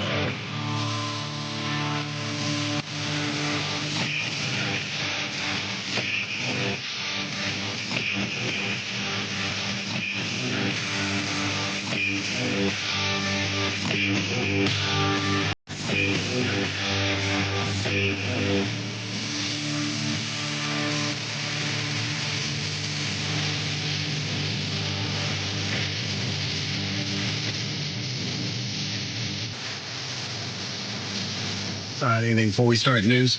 We can learn about Gavin kissing, grossing people out, and people piss at you about your women abuse jokes. How many guys' names do you say you don't make jokes about abusing women? When you say you're going to get the break so she can get some dash, you're making fun of these women. It's even worse that your dip friends laugh with you. You really need to get your priorities straight. Nailed you on that one, Captain. Where's your seatbelt? I believe you said you unlatched it, didn't you? No. Yeah. They wear seatbelts in the 70s. I don't believe I have an answer for that one. All right. But it's something we'd never do. No, not really. We wouldn't quit it. You would never want to actually hurt somebody you're with. You've been angry enough to... To what? Angry enough to want Say it. them to get out of the car. No, they always want to get out of the car. No, you say you have to pull their hair to get them back in. That's for their safety. It is. Just let them get out and walk. And then what happens? Yeah, you're right. They get raped and you get blamed. Or killed. I don't get genetically why women have the disposition of, in a fight, I got to get out of this car. I get to Things are so bad, I can't look at you, I can't talk at you, I don't want to be in this car, I can't even wait for it to stop.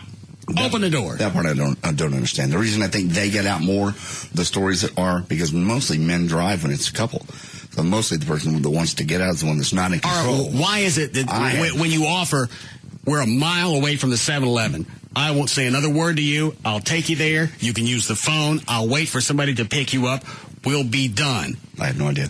That one I can't get. And I've had that screaming fight down the highway right before the cops pulled up. This is going to be good. You brought the voicemail in? Yeah. Why you change your mind? I went and looked at my car and what the bitch did. Okay. How long is it? A little bit under a minute.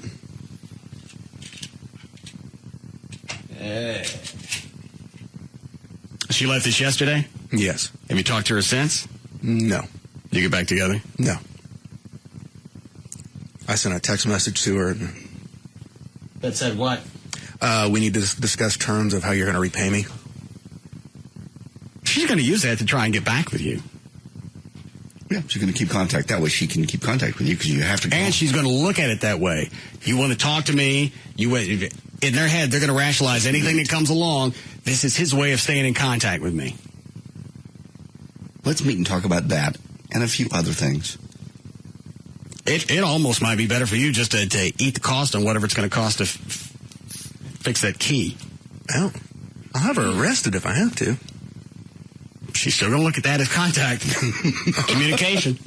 That and he must really love me. If he Oh, hang on a second. And what? Say he must really care for me if he's so worried to call the police on me. That voice has been digitized. Why? Okay, that's we talked about that earlier. All right. Hi, Trey. It's me. I'm just calling to apologize. I'm really sorry for keying your car the other weekend. I wanted to get your attention because... I think I would have dropped the pitch on this and made it scarier. I don't know. I'm kind of frightened. Yeah. Sounds like a Chucky doll. Yeah. Calling to apologize. I'm really sorry for keying your car the other weekend. I wanted to get your attention because I think you need to know that we're supposed to be together. It's meant to be. I did all those... That's a good point. No. Obviously, she sees something in the relationship that you don't. Maybe it's worth visiting with her. No. Don't slam the door just because she scratched it. You don't, this, and I've seen pictures. This chick is hot. Very hot. She got big. They're nice. Yeah. Are you dating anybody else right now? No. Okay. Have you cheated on her in the time that you've been going out? No. So she had no reason to think you were up to something? Absolutely not. Okay. Calling to apologize. I'm really sorry for keying your car the other weekend. I wanted to get your attention because I think you need to know that we're supposed to be together. It's meant to be. I did all those things for you. Coming over to your apartment at 2 a.m., coming out, see where you were at work. I just wanted to make sure. It means she loves you. It's like checking on a baby in a crib. Maybe she thinks you got the SIDS.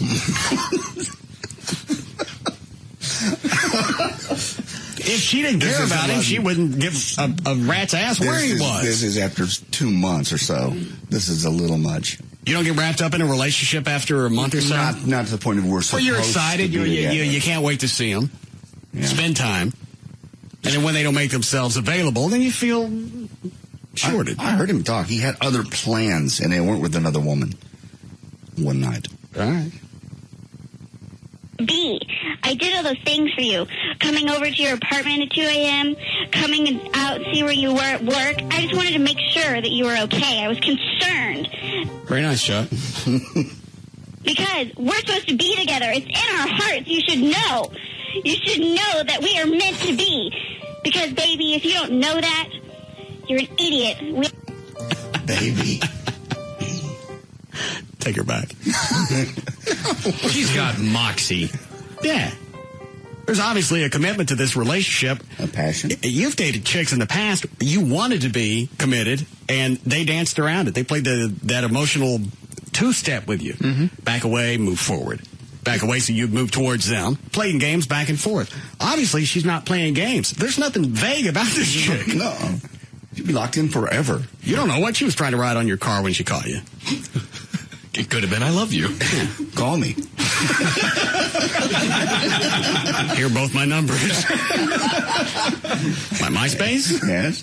And here's Google. Screw it, here's a map. You were okay. I was concerned because we're supposed to be together. It's in our hearts. You should know. You should know that we are meant to be. That scares. I know, me too. Oh, this is along the lines of what she was saying in the club.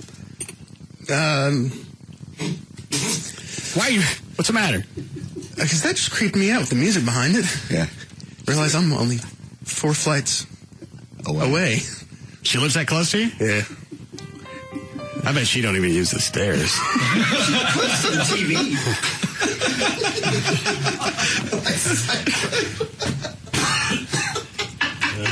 They're here. The other weekend, I wanted to get your attention because I think you need to know that we're supposed to be together. It's meant to be. I did all those things for you. Coming over to your apartment at 2 a.m., coming out and see where you were at work. I just wanted to make sure that you were okay. I was concerned because we're supposed to be together. It's in our hearts. You should know. Oh, God. Why is it you can't appreciate somebody's concern for you? Why do you want me to get killed for content? I don't think there's... She just had a moment. She was pissed off. You threw her out of a bar. She was embarrassed. She didn't really know how to react to it. She wanted to talk to you. And the only way to deal with that was use your car as an Etch-a-Sketch. Take her back. No. I'll give you $100. You take her back, I'll let you keep the $6,000 you owe me.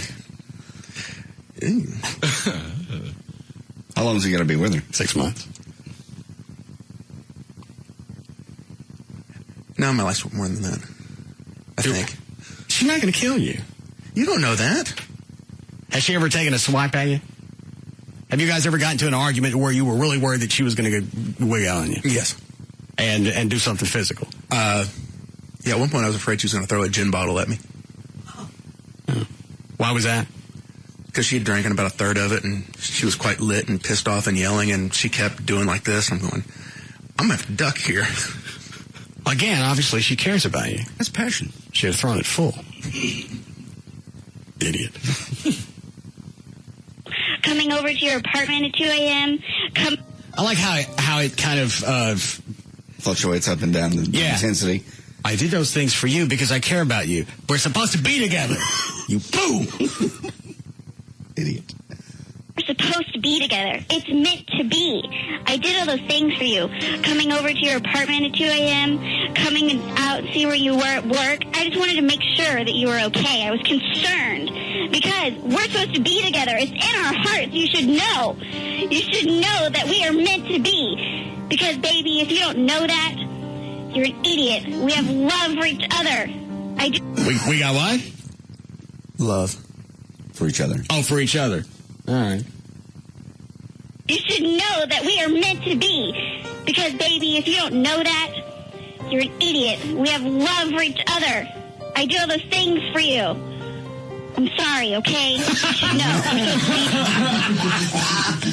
Back down to being normal. I'm back on this side of the bipolar fence.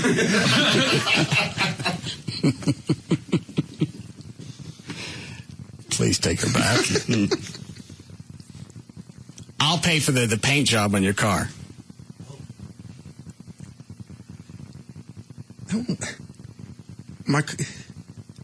No. There had to be good times. Surely there were good times. Yeah, if because you said she's been like this not long after the relationship started. You stayed with her for a reason. Focus on those. Forget about this other extraneous crap. No, she was okay for first 6 weeks. All right. So it's just the last couple of weeks she started to wig on you? Yeah. Bad. And you didn't see any signs of this? No. She She just had a bad couple of All right, let me ask you this. I'm not being cute. Do you think she's on meds and she got off of them? That would Because certainly... if she was okay for the first month and a half and all of this happened like that, then that means she's off of something. It's very possible.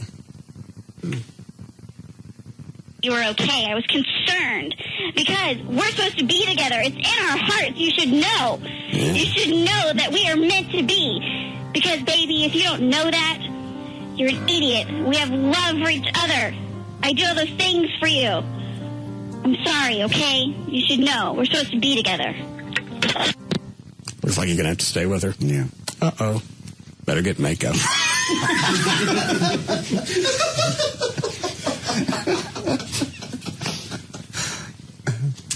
Is she wicked crazy in bed? She's good. Yeah. What would she do? You think about those things. That's what makes a relationship. Yeah, special moments. Yeah. Times you shared, bonded. With pea soup? Probably. Yeah.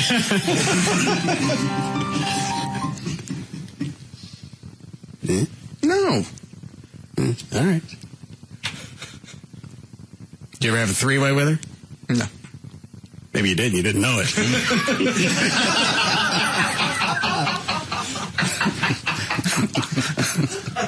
It could have been a veritable orgy. Okay. We have time for News Club? Yes. All right. Line 2? Yes, Jennifer. Yeah, I was wondering if I could call this girl and tell her that he's my man and stay away. No. Why not? Oh, all right. Trying to help. Because that would verify everything she thought was happening. I knew the bastard had somebody else. Okay, well, if he 4 flats away. If he convinces her that there wasn't anybody around, then she's going to think the door is still open. If there was somebody there, that'll just validate her own paranoia. She'll move on because now she knows he's got somebody. I don't think so. Not this kind of a chick. No, what? No, I don't think it'd play out that way. Why?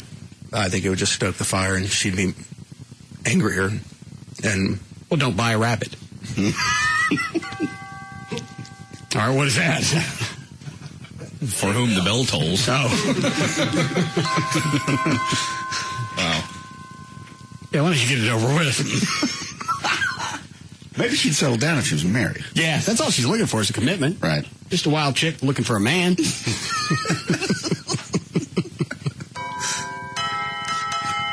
quit, Chuck. Yeah, that's creeping me out. All right. Ready, Dan? Yeah. Okay. Doing legal here? 4:57 in KLLI, Dallas, Fort Worth, Texas. Dan O'Malley's here with news. Thank you, Russ. Thursday, February 7, 2008. Birthdays today. Ashton Kutcher turns 30. Randy Moss from the, Super Bowl losing Patriots is 31. Chris Rock is 43. Garth Brooks is 46. James Spader is 48.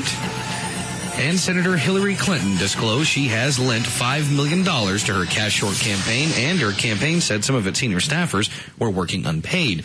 Meanwhile, the Obama camp reported it had raised $3 million in the 24 hours after the first polls closed on Super Tuesday night and $7.2 million by Thursday morning. How could she have so many delegates and all this support and Obama be way ahead of her as far as funds? Not funds in general. Still funds coming in. He's got a more grassroots campaign. He's getting small donations from a lot of people, whereas Clinton is more getting big donations from a fewer number of people. Okay. And those people aren't writing as many checks as they were, but Obama still has a good grassroots campaign. So why wouldn't the Democratic Party be behind her? This is your big push. You've got the Clinton name, but you're also letting her take cash out of her own pocket. I don't care. I think it's funny. I'm just curious why they're letting it happen. No, I mean, it's legal to do. The Democratic Party has to stay on the sidelines and say whoever is elected the nominee, then we'll support him. Well, even after this news came out, I think this was either yesterday or the day before, I'm surprised that her funds haven't gone back up. Because now they know that she got a chance. I don't know how much cash she's got. I don't know how far she'll go with this before she says, I ain't sticking any more money in. And whoever believed, we said this during the break, we'd actually be discussing electing a guy named Barack Obama in this country. It's Barack Hussein Obama. I knew after a certain point we'd get past the name. You'd hear it all the time. Yeah, we're past you're inundated with it. Now you're callous to it. It's not going to make any difference. People have gotten past as long as he doesn't throw his middle name in there. Yeah. I don't think that's something you get acclimated to. Well, there's that bad email going around. But people buy into it that, his father is a Islamic activist and, I've seen that. And he won't say the Pledge of Allegiance. He's actually a Muslim and this and I that. saw that. That's not real? No. Huh. Hey, and the worst I didn't think anything about it. I just, who is it? Mormons? Yeah, I think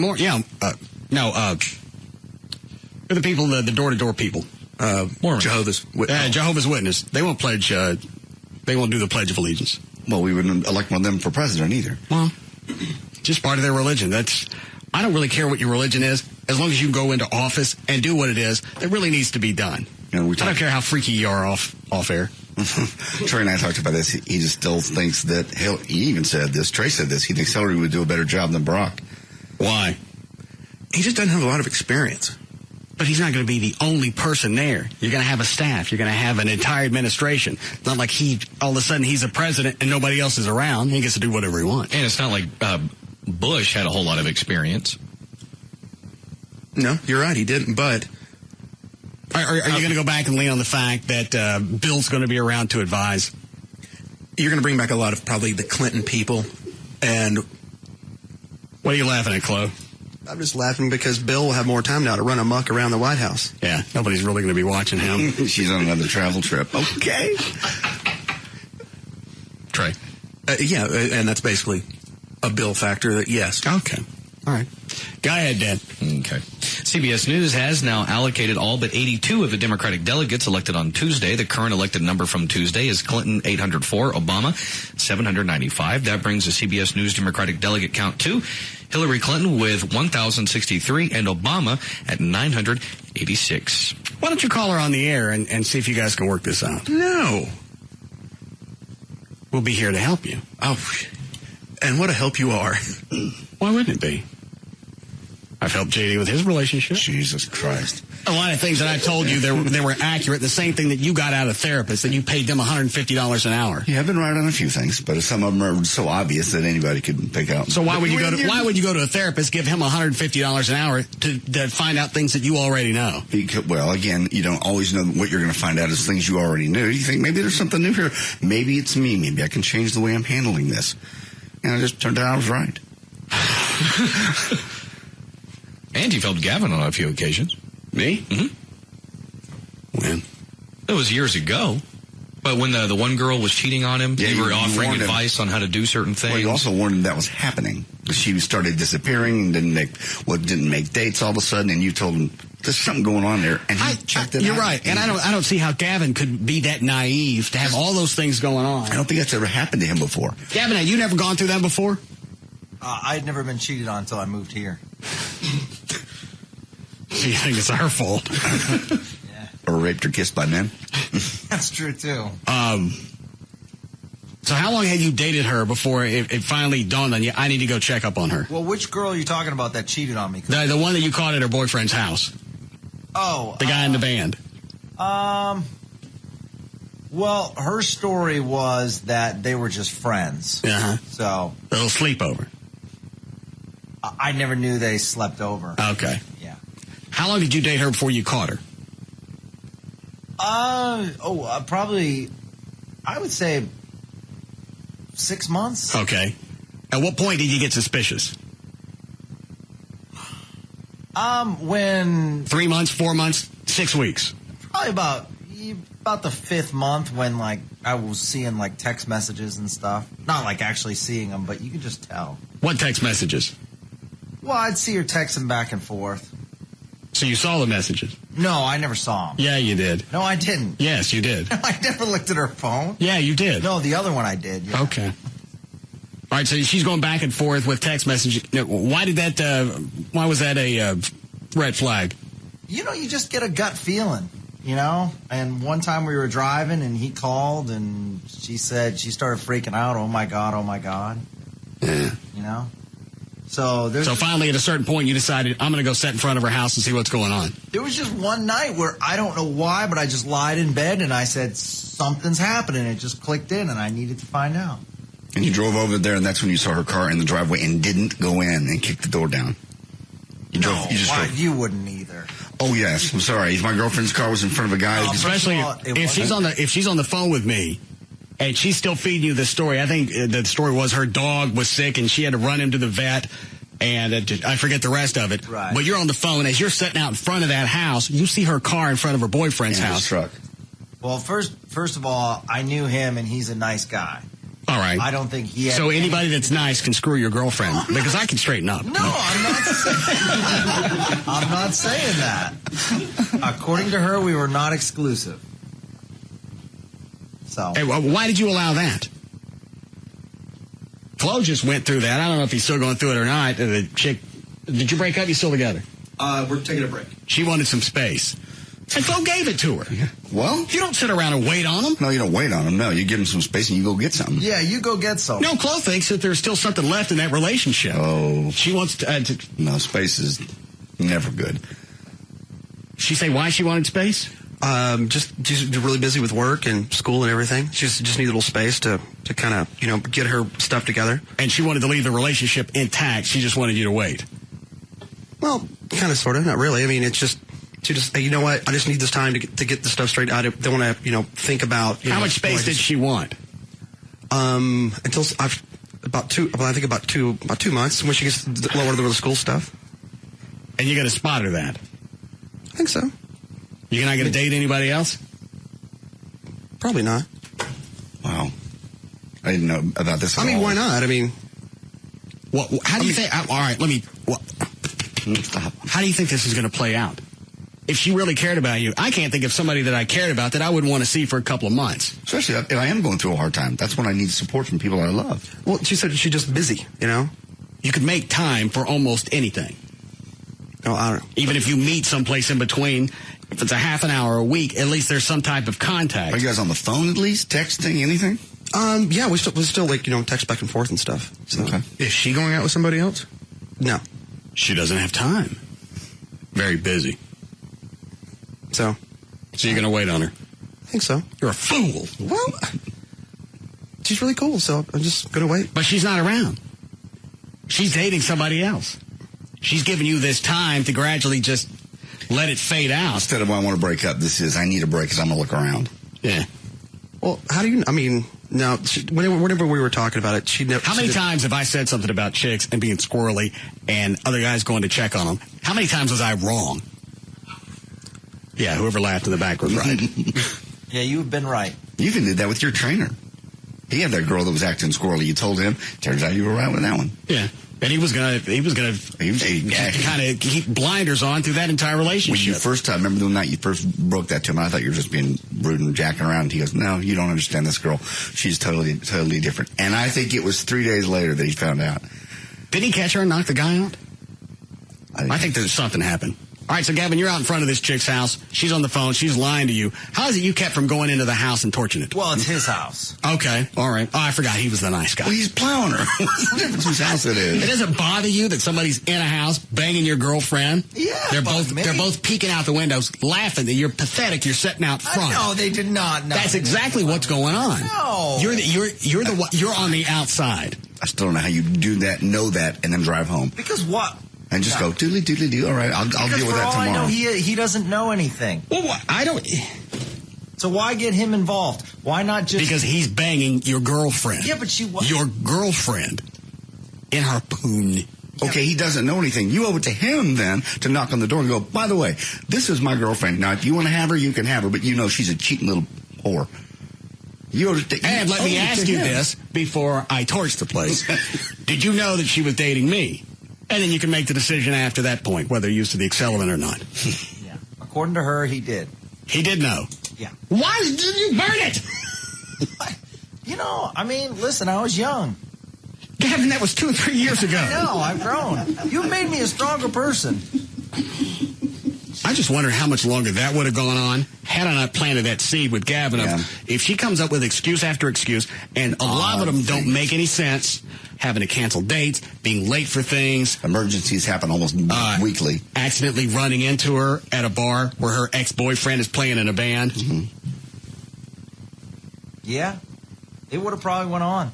Is that the same when you walked into the restaurant and she was sitting there holding hands with a guy and you were hours away from getting on an airplane? Was that a different girl? Oh, that was a different girl. Okay. Bring this up. Yeah. It's been a He was home packing for this trip. Let's say the plane leaves at All right, we're talking about a different chick now? A different chick. All right, now I'm getting I'm getting the vertigo. No, it was a different chick. He was packing to go on this trip that day. And where was she? She was late. Oh, I remember how this ended. He caught her at the restaurant with this guy and still took her on the trip. Yeah. I'll be damned. Yeah. That place would have looked like Vietnam had I caught her. Yeah. How do you get on the airplane and go up and pretend like everything's okay? Love is blind. Gavin, you caught her with another guy. I know.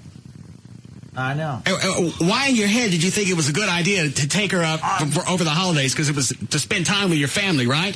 Yeah. Why didn't your dad set her on fire? I got a good relationship with my parents.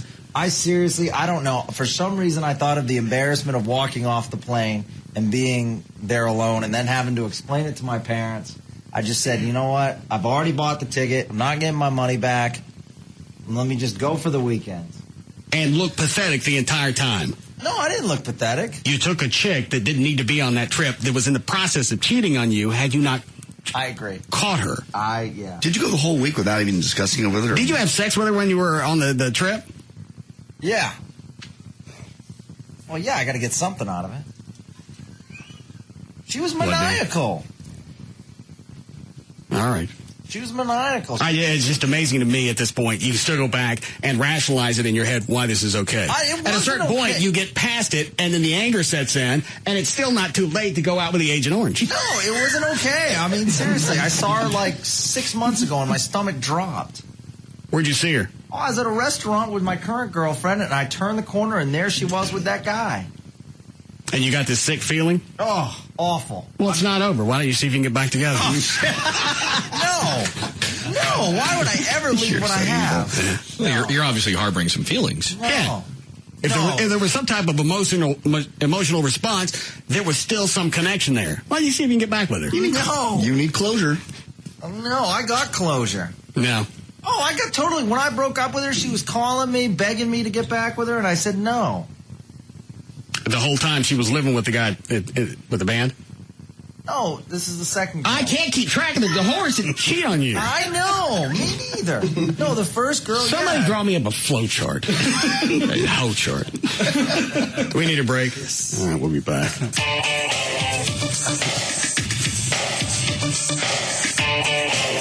We'll be back to the Russ Martin Show.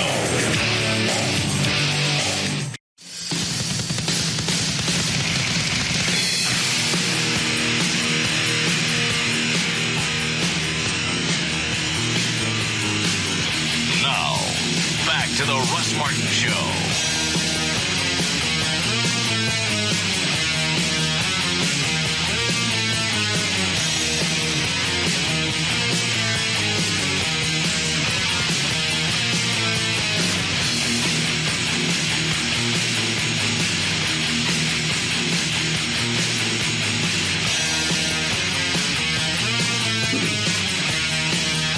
Hey, Gail. Hi, Gail. Hi, Russ. What you got? Lost on ABC TV in Richardson, northbound 75 before the Bush Turnpike. The wreck's on the right shoulder. The backup is to Spring Valley. On I-30, Tom Landry eastbound at Beckley at the bridge. You've got a stalled truck that was hauling a crane. It broke down in the center lane. And traffic is backed up to around Fort Worth Avenue. 75 southbound just crawling from LBJ to downtown Dallas. And in Fort Worth, northbound 35 past 20, you've got a disabled vehicle. It's on the right lane. And 35 southbound at Alta Mesa, there's a wreck. Don't know what's blocked, but it's backed up to around Felix Street. And I'm Gail Lightfoot on the Russ Martin Show. Nice, get warming up a little bit. 40 for the low tonight, the mid-60s tomorrow, and then for Saturday, it looks like it's something almost 70. We have 55 now at Live 105.3. I don't know why that pisses me. It didn't happen to me. I know. I can't even. And I think with Gavin, that happened 3 years ago? Yeah. I still can't even comprehend the drive home. Gavin, how long was it ago that you went on the trip with that chick? That would have been approximately almost about 2.5, 3 years ago. So walk me back a little bit, because we haven't covered this in a few years, and I forgot most of it. Okay. You were at home, you're packing for the trip. It's for the holidays, right? Yes. All right. Yeah, it was for July 4th.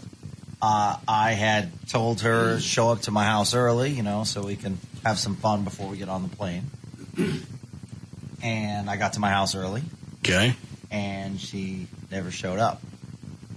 So I kept looking at my clock. And now, by the time that you went and checked on her, had she missed the deadline to where she could have been there and you guys could have made the flight? Well, obviously not, because you still went. No. How'd you know where to go find her? She had mentioned a couple times that because from the start of when I met her, she had mentioned that she has guy friends and he was one of them. And she had said that... That's the first thing that we eliminate. Write this down. I'm sure Lycus has already covered this. Anytime you start dating a chick and she says she's got a lot of guy friends, those either go or you let this one die. I'm talking about the relationship. The guy friends, when they give that to you up front, that's setting the stage for them to go hang out with them, do whatever. I told you about it. Don't be jealous. Nothing's going on. Everybody has friends. I just got guy friends. You don't. You don't have any more guy friends or this relationship's over. Exactly. Have one guy friend and bam! Feel my pimp hand. No. Where did that come from? Dan, that's not a... Don't write that down for anything.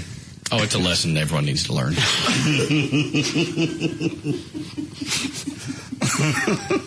How'd that go? Which part? The last part. Oh. Have one guy friend and... BAM! Feel my pimp hand. What movie is that from? I think it's from Despicable. Oh, yeah, Eddie Griffin. Oh, okay. Where he's the man whore pimp. Okay. And he's going through everything with Rob Schneider. Yeah. Had it not been for Eddie Griffin in that movie, it'd have blown. Yeah, I never saw it. It was just the small bits and pieces that they had him in that made it worth watching to the end. He had another movie like that I saw over the weekend. It was Eddie Murphy's movie Norbit. You ever heard of that one? No. He was Eddie. I'm not going to bore you with the whole story, but Eddie Griffin was in it along with stand-up comedian Cat Williams, and they were both former pimps. Since they couldn't actually pimp anymore, they had to try to find other ways where they could still feel like pimps. So they had, if I remember right, it was a... You've already taken up too much time. Okay, it was a barbecue and spa shack. Your timeline is still there. Okay, I'll stop. Jump to the funny part. He took over a kissing booth as a pimp. Eddie Griffin? Yeah.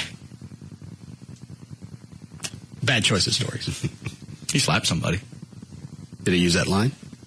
No, he used to win. Okay.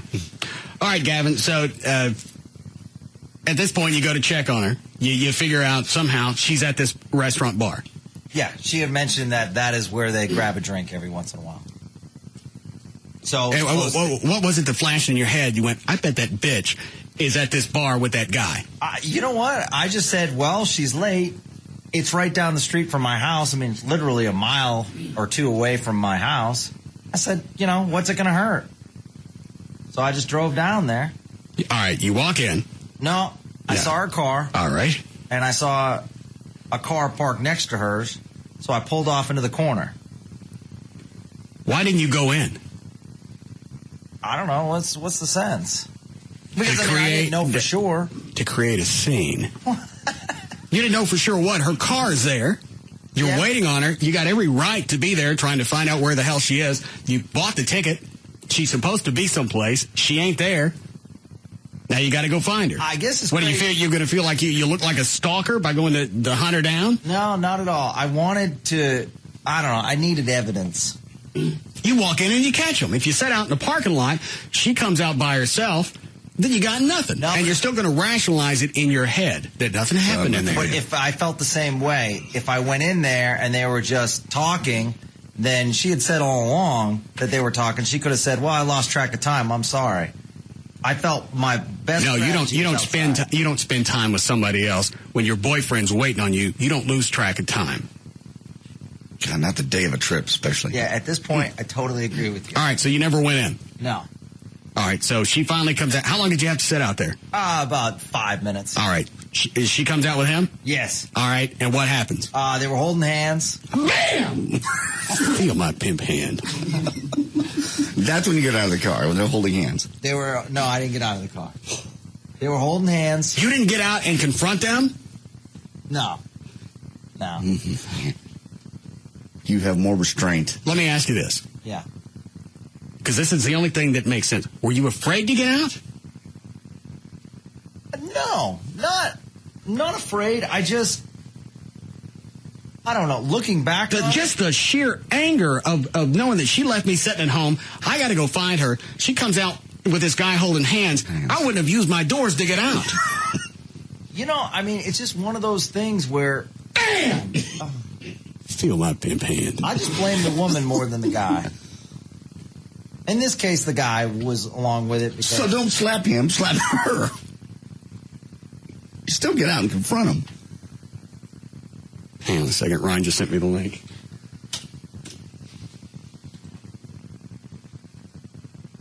It ain't playing. Hold on. Where is it? A pimp hand. Bam! Feel my pimp hand. Very nice. Bam! Oh, you scared me. Feel my pimp hand.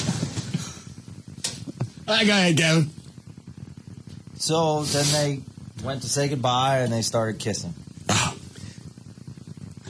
What kind of kiss? Oh, it was a long form kiss.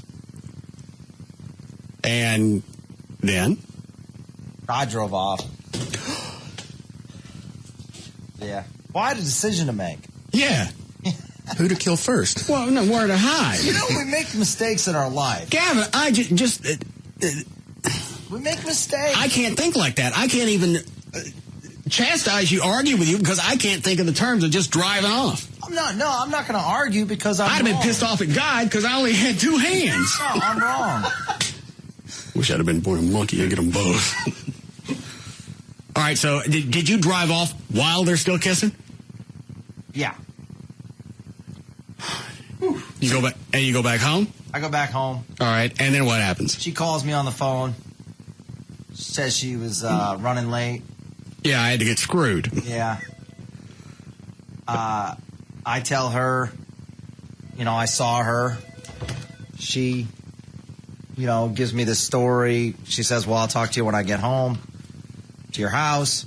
She tells me this story that basically he wouldn't take no for an answer. So I had a decision. Because I'm blanking out. What do I normally say in this situation? Short of the pimp hand. I'm at a loss how you even do that. How do you drive home normally without? I can't think like this. I don't know what kept you in that car. I don't know. Whether you do anything to him or not, you at least get out of the car and say something. Excuse me, pardon me, we got a flight. Wrap this up. Yeah, make some kind of a scene. That way he knows that you're in the scene. Yeah. She knows. I'd have been too distraught to drive home, especially knowing that I didn't do anything. All right, so he wouldn't take no for an answer. And how does she explain making out to him? He just says, she said, I'm sorry. It'll never happen again. This is wrong. When's our flight? I said, let's. So she called him on the phone right there and said, I'm sorry.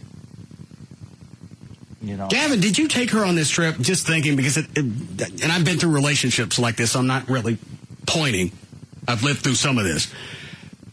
You feel the only way to hang on to this is if I take her on the trip, at least I got the one up on the guy, because as long as she's with me, he can't screw her.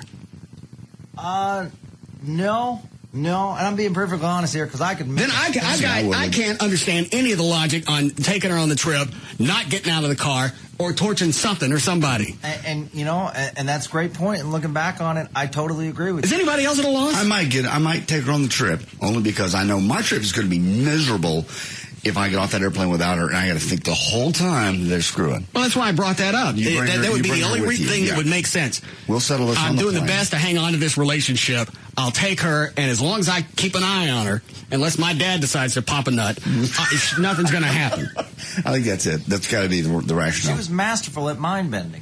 Yeah, but how do you mind bend this?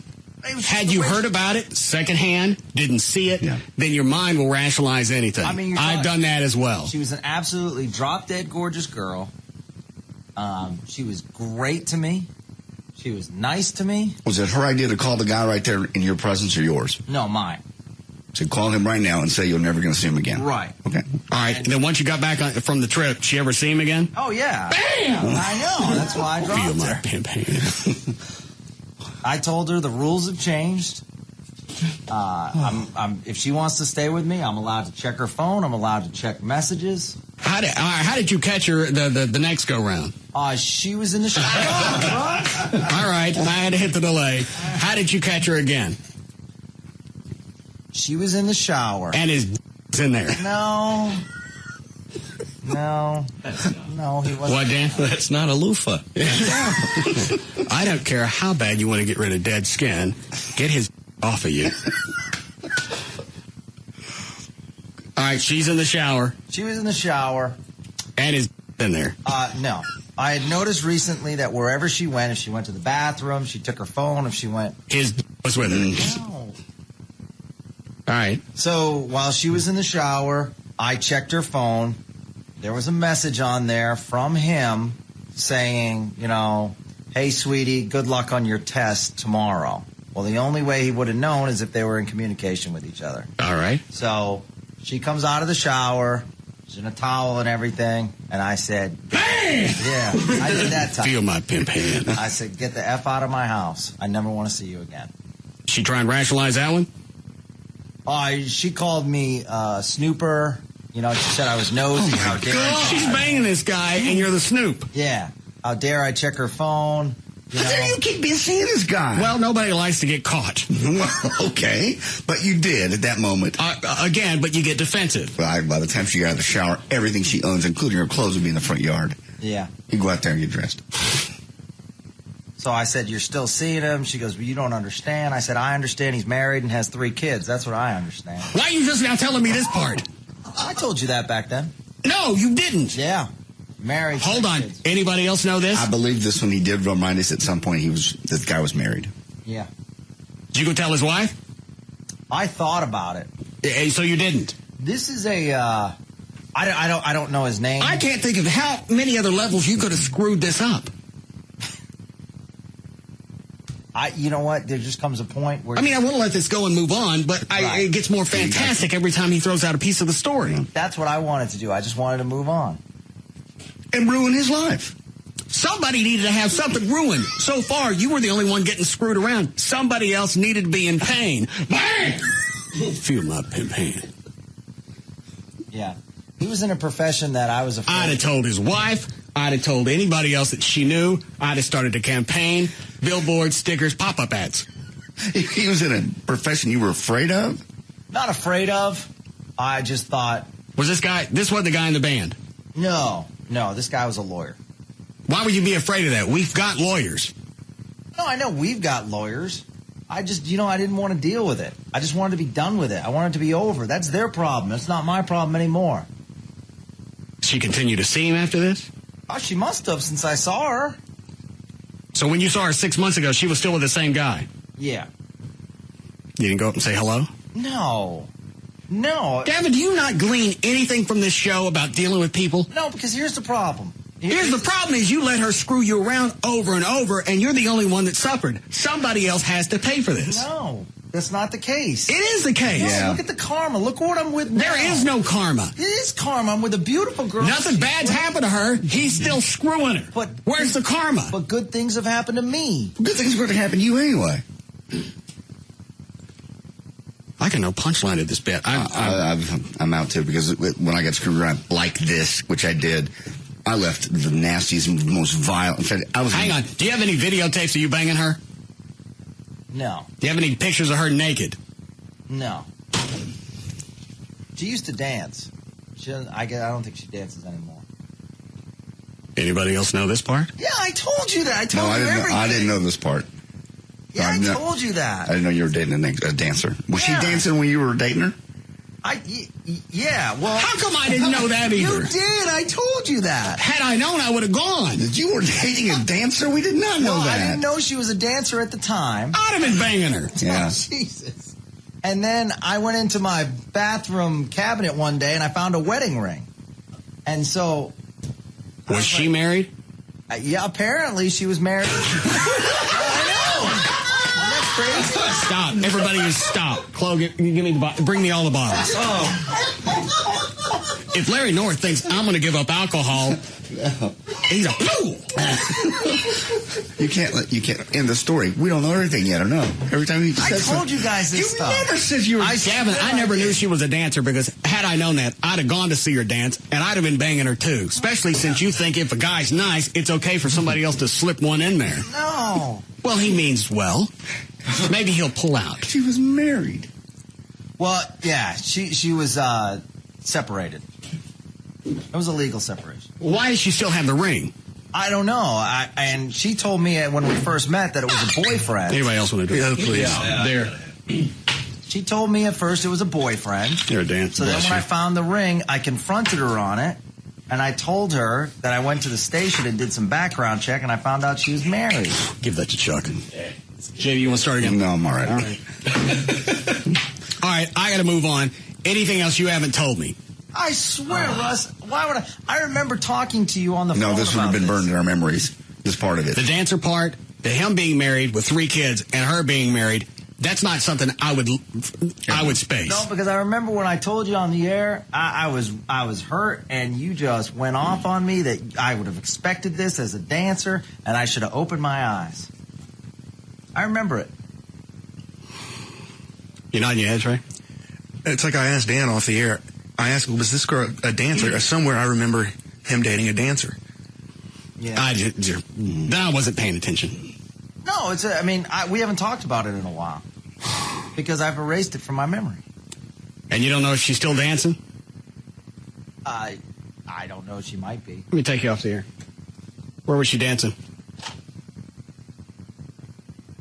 Oh, hang on. All right, they're closed. She's probably someplace. All right.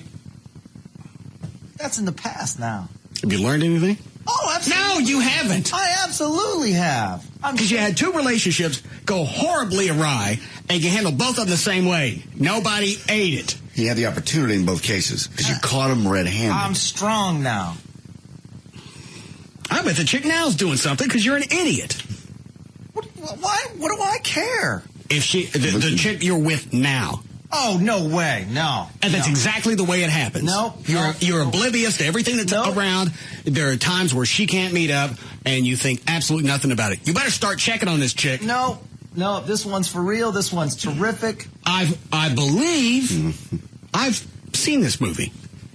How many times do you go to hockey games without her? Without her? Uh-huh. Oh, I go to hockey games without her. Okay, well then that's when she's getting it. No, she's not getting it. Where is she those nights? Where is she? She ever have girls' nights out? No, not really. That's a yes. She ever have nights where you can't get a hold of her? No. That's a yes. No, she's terrific. Okay. I'll wait for the story in a couple of months on how this can happen. No. Everybody needs to be checked on from time to time. If nothing's going on, then you feel good about it. All right? There was paranoia, and I was wrong. Yeah. I see her all the time. Because there are times that Amy says she's going to the office on Saturdays. Okay. And she's up there for a few hours. I go check. Do you really? Yes. I thought you trust her. I mean, you can only trust somebody if they go through a trustworthy phase. And you have to check on things to know that you were right to trust her. And she should trust you. Well, you're honest about it, at least. You do it right here in front of God and everybody else. All right. And who would do that? A fool. So from time to time, I check on her, even 3 years into the relationship. That's hard to believe. Why? I just think as much as she loves you and is just knowing her. If you had to be in a relationship with me, would you cheat on me from time to time? Oh, I'd screw you. All right. I'd cheat on me. Why would you cheat on you? I just said, if you were in a relationship with me, wouldn't you cheat on me? Just to get back at you? Just because I treat you like piss. Yeah, I bet you don't treat her that bad off the air. Oh, yes, I do.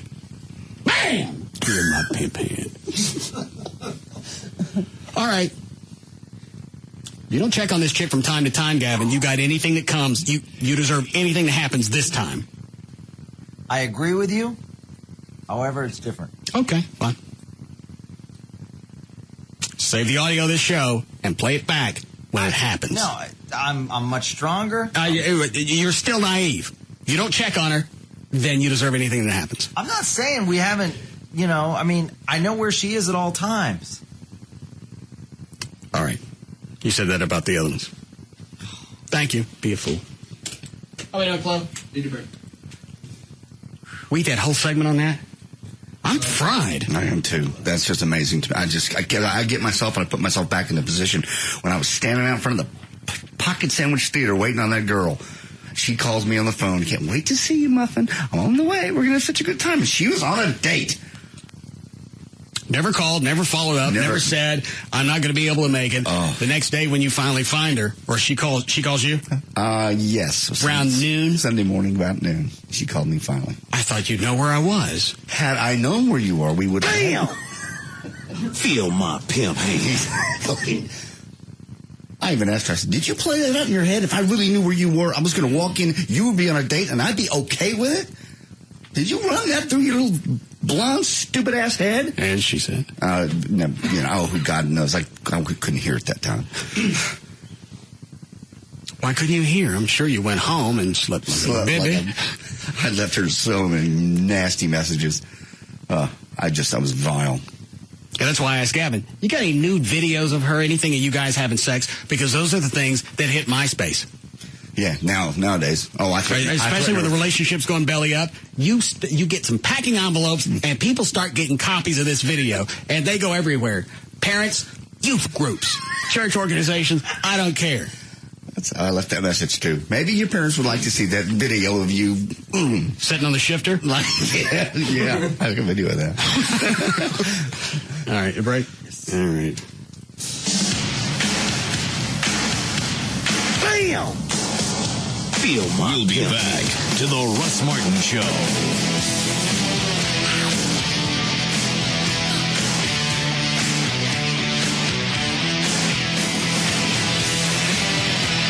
The number one afternoon show is found right here. The Russ Martin Show.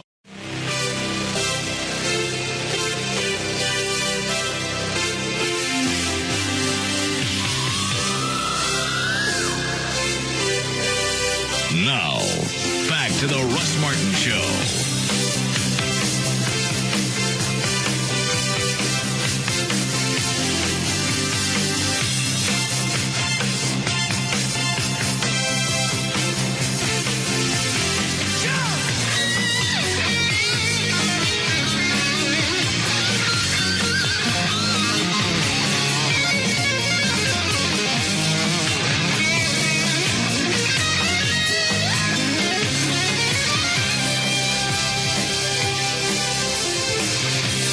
Traffic. Hello, Gail. Hello, Russ. What do you got? I've got ABC TV and Lost. Southbound 45 overhead at I-30. The two left lanes are blocked by a wreck, so you're backed up onto the backup on Central Expressway. In Irving, northbound 161 past 635, there's a crash. In Coppell, westbound 635 at Royal, only one lane's getting through. The left lane, you're backed up to MacArthur. In Garland, westbound I-30 at Galloway, the right lane's blocked, causing a backup to Broadway. And in the Colony, 423 southbound before Lebanon, there's a wreck causing some big delays, and northbound traffic is stacked up too. I'm Gail Lightfoot on the Russ Martin Show. Thanks, Gail. Warming up a little bit. 40 for the low tonight, mid-60s tomorrow, and then by Saturday, 70. It's 55 now at Live 105.3. You ready for news, Dan? Yeah. Where are you going to park your new car? Probably in the garage. Where do you have space for it? Where there's not a car.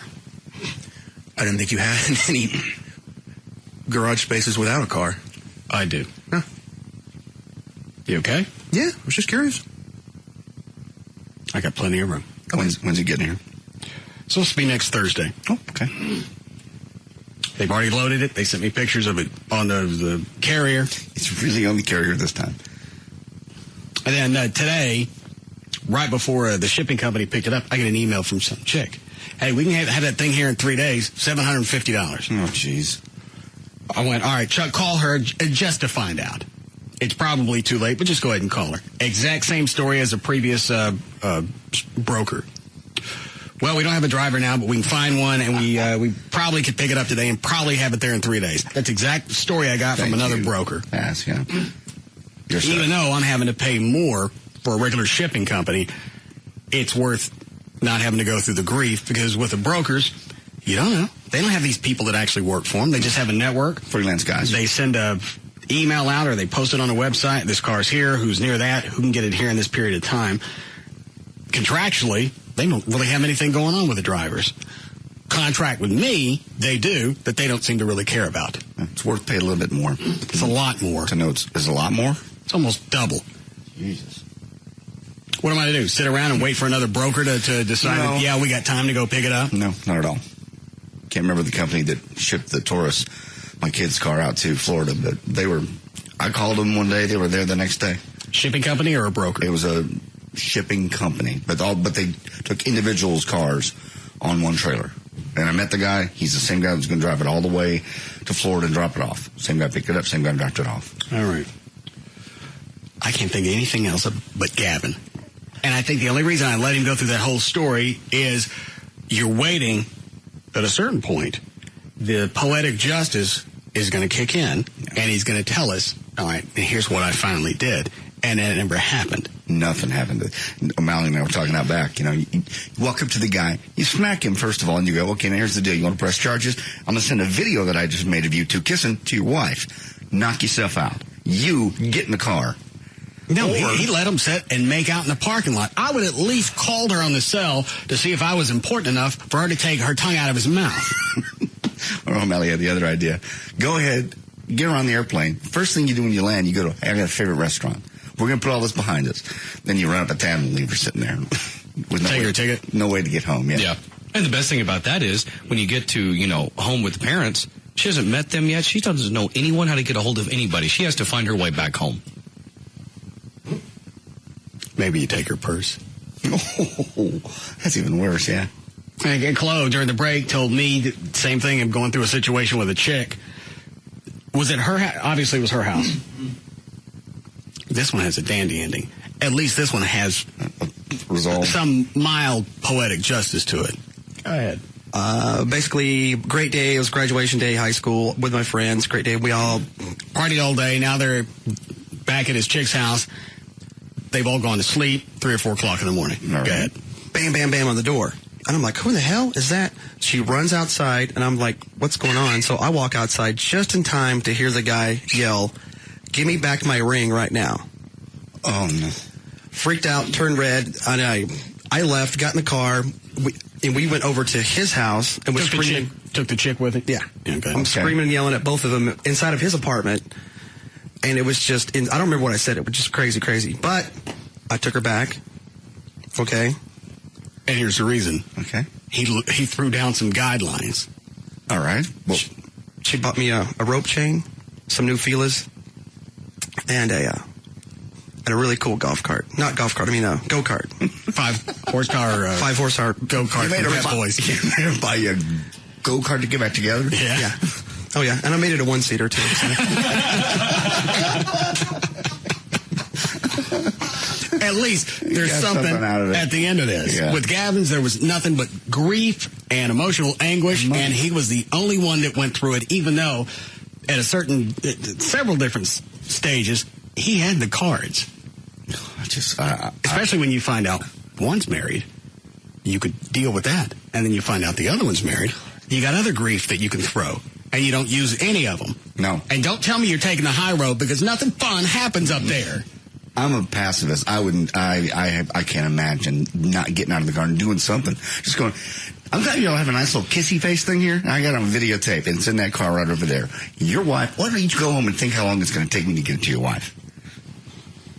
I don't even think you would worry about it. You wouldn't play anything out in your head. You see them come outside, they're kissing, and at that point, sheer anger just takes over. Luckily, you're on autopilot. Yeah. So when they ask you in court, you can really say, I don't know.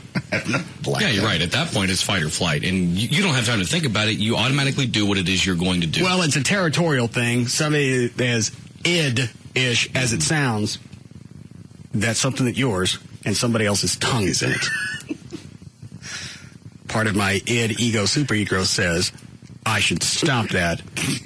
Toot sweet. Even if I have to take both their tongues out. Man. Okay, didn't happen to me, and I'm still out of breath thinking about it. Yeah, that entire segment wore me out. Chuck went and laid down. Let's try news. Maybe something bad will take our minds off of this. Okay. Did you do illegal? How did you decide on a go-kart from Pep Boys? I just wanted it. Because I was just thinking. So you said, if I'm going to stay with you, here's a list of things that I want. Not like right away. You know, I kind of said, you know, first of all, she bought me the necklace, right? And then she bought me some concert tickets. So then I just had to go with list stuff, you know, like, I really like this, what do you call over here? I really like this. And we went to Pet Boys to pick up something for my car. I was like, I like that too while we're here. I want it assembled. So everything that I kind of said, hey, this is cool, that she ran and got it. How long did you stay with her? It was about another 3 months. Run out of cash? No, I just... No gifts for me today? Mm-hmm. Well, curb for you. I guess we'll have to have closure. Unless there's something over here. We can still make the Pet Boys. There is another story, too. Same chick? No, this is a different chick. I had a key to her apartment, and I came to her apartment and noticed that she was making out with this guy in the car. In the car. And I was freaked out. I was like, okay. So I think I remember when this happened. Because you went to the apartment, and on the way back down, you saw him. Coming up or coming down? No, I just got there, saw him making out in the car. I was like, okay, I'm just going to go up to the apartment and try to cool down, right? So I went up to the apartment, and then I heard the door kind of rattling, so I went and hid behind the bed. Don't tell me. Don't tell me. And they came in, and they laid down on the bed. You heard them like just making out, and then I just jumped up from behind the bed. And just started yelling and screaming. That was the hardest thing, to jump up from behind the bed. How long did you stay behind the bed before you jumped up? Maybe a minute. But that was the longest minute ever. Well, remind me, this is her apartment or yours? Her apartment. Oh, yeah. And I just yelled up. He freaked out, and I thought we were going to get in a fight, and I just started screaming and screaming louder. You know what I mean? I figured if I just try to be the most boisterous person there, that he might leave. So finally he left, and we just had a little shouting match. And how long did we stay with this one? I think we pretty much broke up after that. So It's just from behind the bed. A magic act. God, I'm shaking just thinking about it. Oh, man.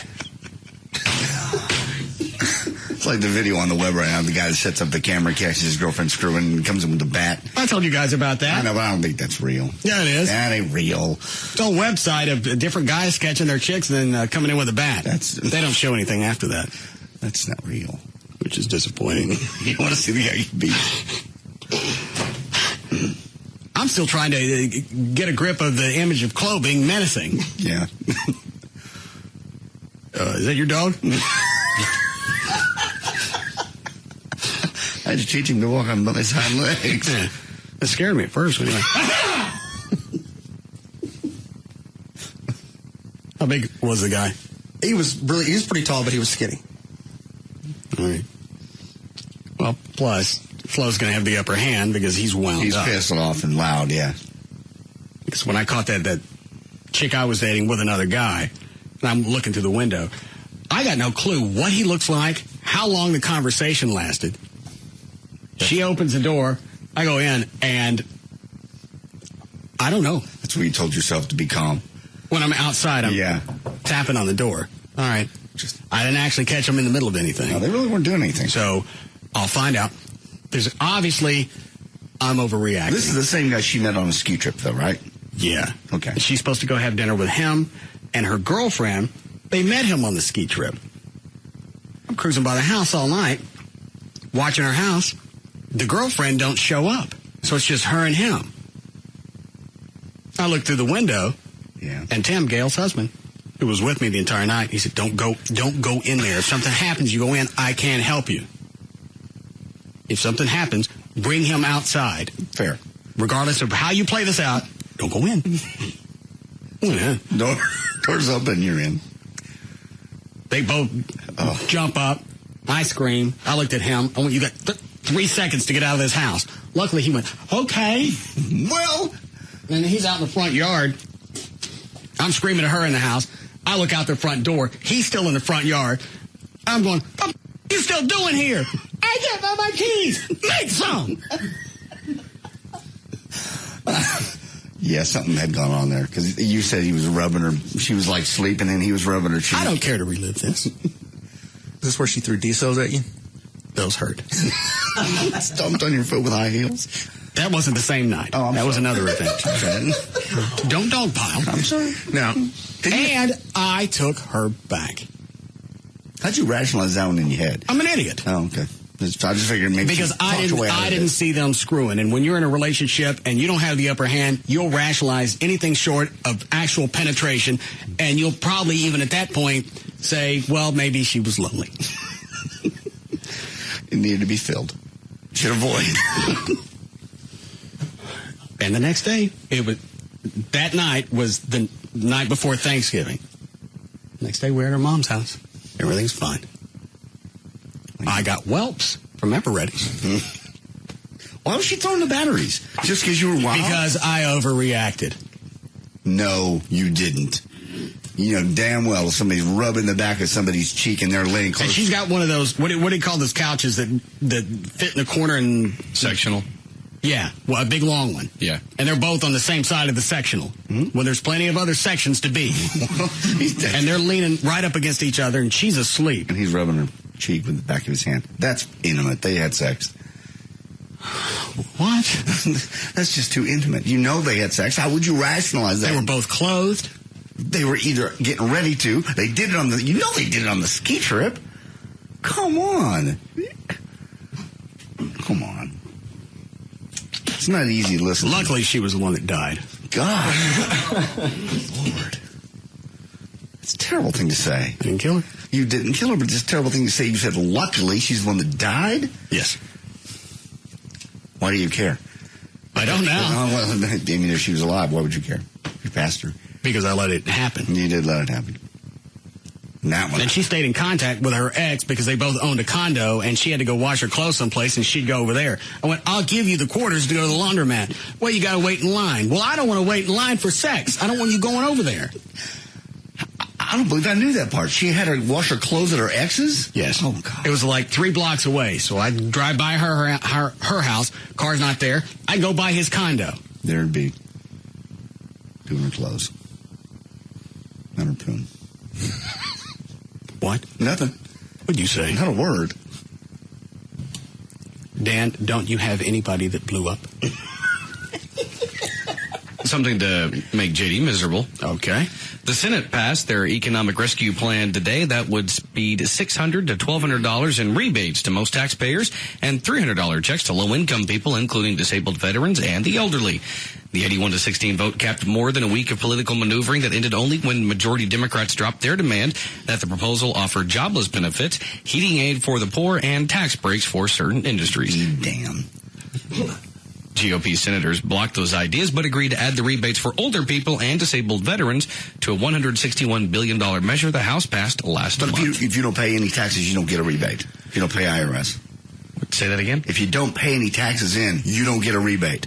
I still think that people who paid no income taxes but earned at least $3,000 would get a $300 rebate. I'm glad she had sex. I hope he blew in her. Why? Just because now. Oh, God, now she's dead. You don't get... I'm talking about you. You don't get a dime. Oh, I don't. That's just wrong. You pay in, you get out. The people who don't even pay taxes are getting $300 if they made $3,000. You know what percentage of that is of their income? Why don't you tell us? I don't know. Here's something else to consider, JD. Your tax return that you'll get when filing your taxes will be more than anyone else will probably That's get. because I paid in. The money's coming back because I gave it to them. Yeah. This is money they didn't have This to is to earn. help people that don't have the cash. They want them to have a better life. I want a better life. I want that. How much? $600? Mm-hmm. 5 or 6. That's just wrong. If you pay in, you get out. You pay a lot in. I allot in. I'm not having a fit. I'm not getting a dime back. Well, yeah, that's not as much money to you. And I got people that are actually dependents that I can't claim. Amy's getting it. From who? The IRS. Oh, well, they can bang her. I don't care. I don't mean that. Go ahead, Dan. A state lawmaker in Colorado used a derogatory term Wednesday to describe unmarried teen parents as sexually promiscuous and complained that society condones premarital sex. In my parents' day and age, unmarried teen parents were sent away. They were shunned. They were called what they are, Colorado Springs Republican Representative Larry Liston said. There's no sense of shame today, he continued, according to the Gazette of Colorado Springs. Society condones it. I think it's wrong. They're sluts. And I don't mean just the women, I mean the men too. Representative Stella Garza Hicks, who was... Did he have to go back and apologize? He's been asked to. Yes. Why? Because he used the word. He's right. We've gotten to a point where we're all right with anything. Unwed mothers, children being raised without fathers. Yeah, we are. I mean, that's just the way where we are now. You in the old days, you're right, sleeping out. I mean, people still did it, but now it's acceptable. People living together. Speaking of unwed mothers, I got an email from someone. I get a few emails from friends after you guys talked about me being Russ's first. Please let him know I'm doing great and have my weight under control. You got my tooth fixed. Been married for 12 years and have 3 children, including the girl she had when you were with her. Give me that so somebody that could read. And then it's the picture. Of her? Yeah. I don't want to see that. Let me see it. Is it a current picture? Uh-huh. I want to see it. Let me see it. That's the one in the zebra. The zebra. She's in a zebra? Might as well be. Oh, my God. Here, give me. Look at this. She's got her weight under control. What's her name on it?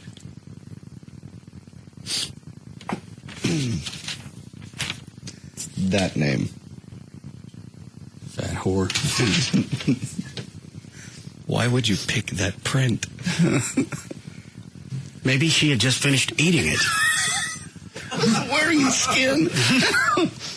Oh, my. How bad? Let me see. I didn't see the picture. Oh, God. God. All right, guys. Well, that would be the only reason you would wear that, because you just finished eating one out. Now, here's my question. If it resembles her with her weight under control? Yeah. She wasn't that big in the 70s. It's because she hadn't found the luxurious zebra meat yet.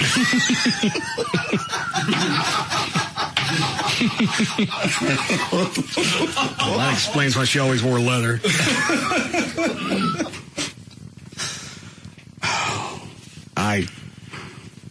Bring back memories? No, because she wasn't that big. That's right. She left you for a tow truck driver. But she says she has her weight under control.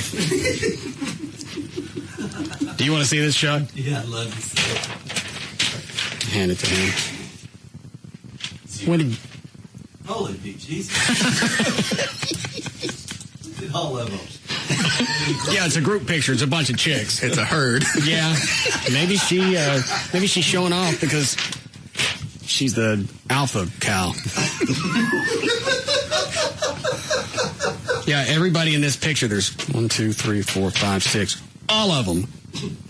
It is. It's a herd. On the plains of the Serengeti. Why would you send that picture to, of all people, you? Who knows? I'm going to send this and he's going to miss it. They probably cropped the sheepdogs out of the picture.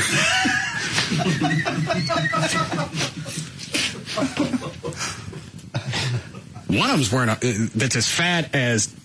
Have I ever said her name on the air? No. I don't think so. Is as fat as Debbie, and she's wearing a halter top. Oh, my Lord. Maybe it's easier to get them into the milking machine. Stop it. Stop it. A few emails from friends after you guys talked about me being Russ's first. Please let him know that I'm doing great. Have my weight under control. I've been married for 12 years. Have 3 children, including Ashley, the girl I had when Russ and me dated. I'm the one below in the zebra outfit. Please don't use my last name. Why would I? Whore. Bring back memories. Why'd you ask me that again? Sorry. No. I never f***ed a zebra.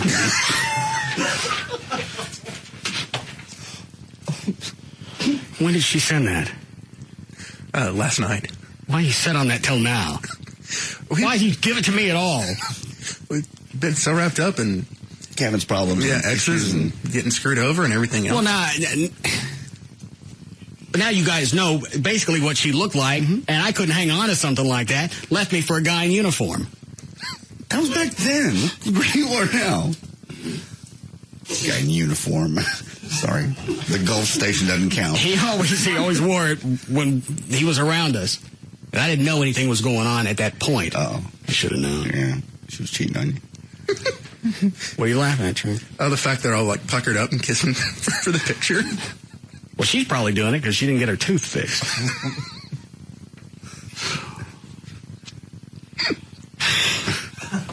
How long before we need to break, Glenn? No. Can you make it last till tomorrow?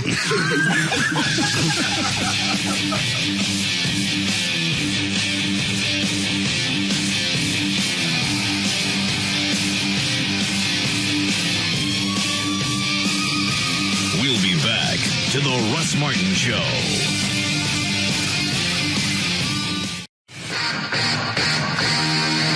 Oh, I got a live one here.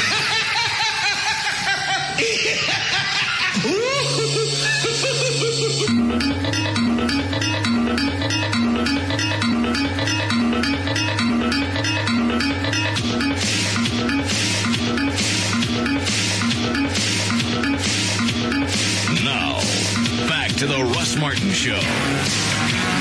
Go, go, go with a smile.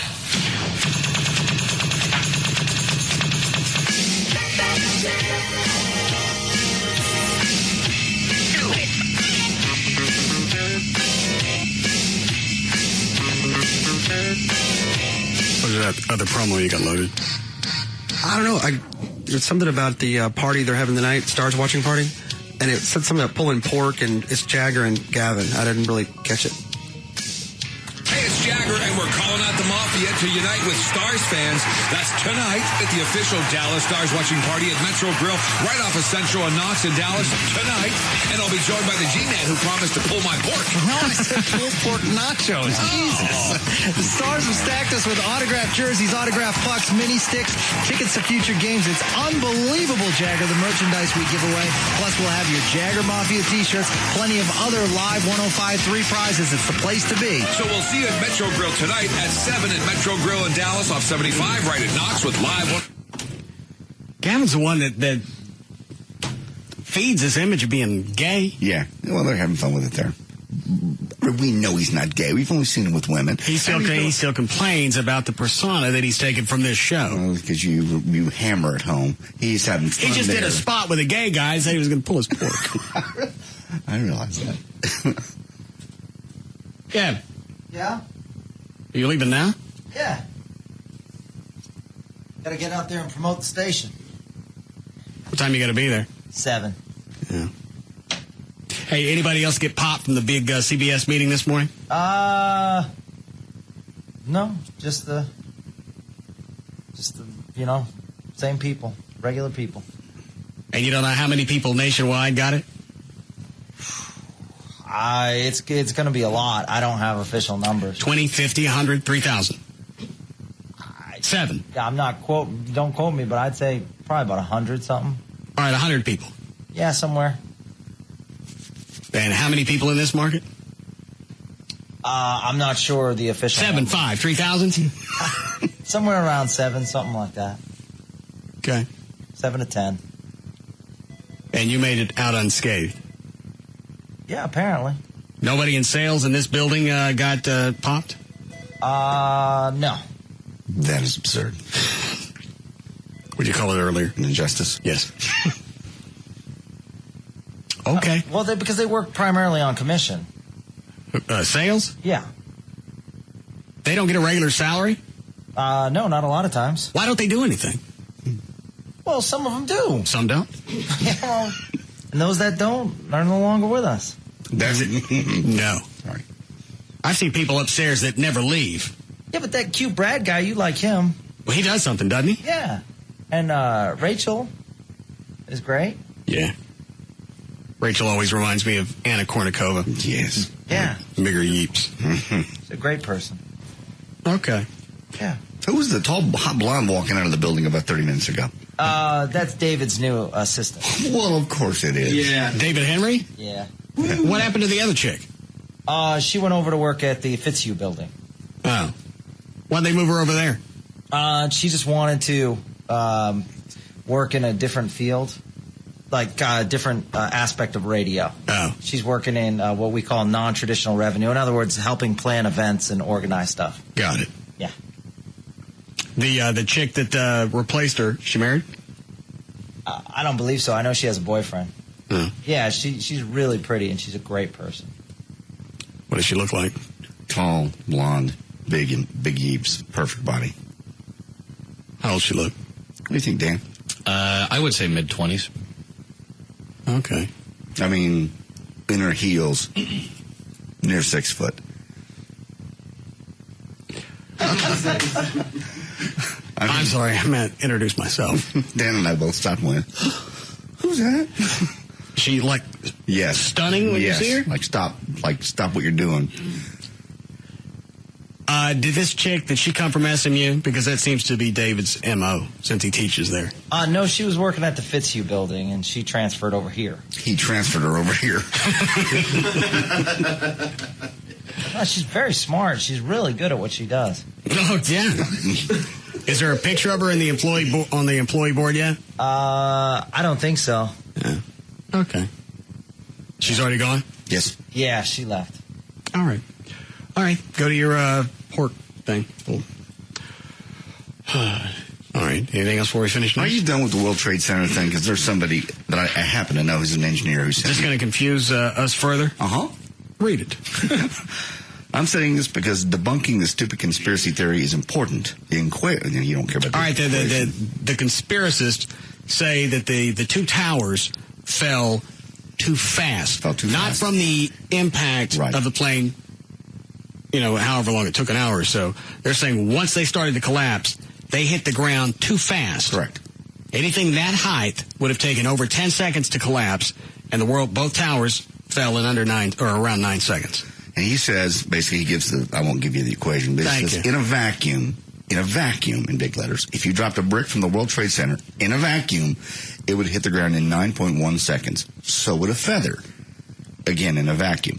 And he gives the acceleration quotient. Well, I understand that, because in a vacuum, there's no resistance. So the feather normally would seek out more resistance and take longer to fall.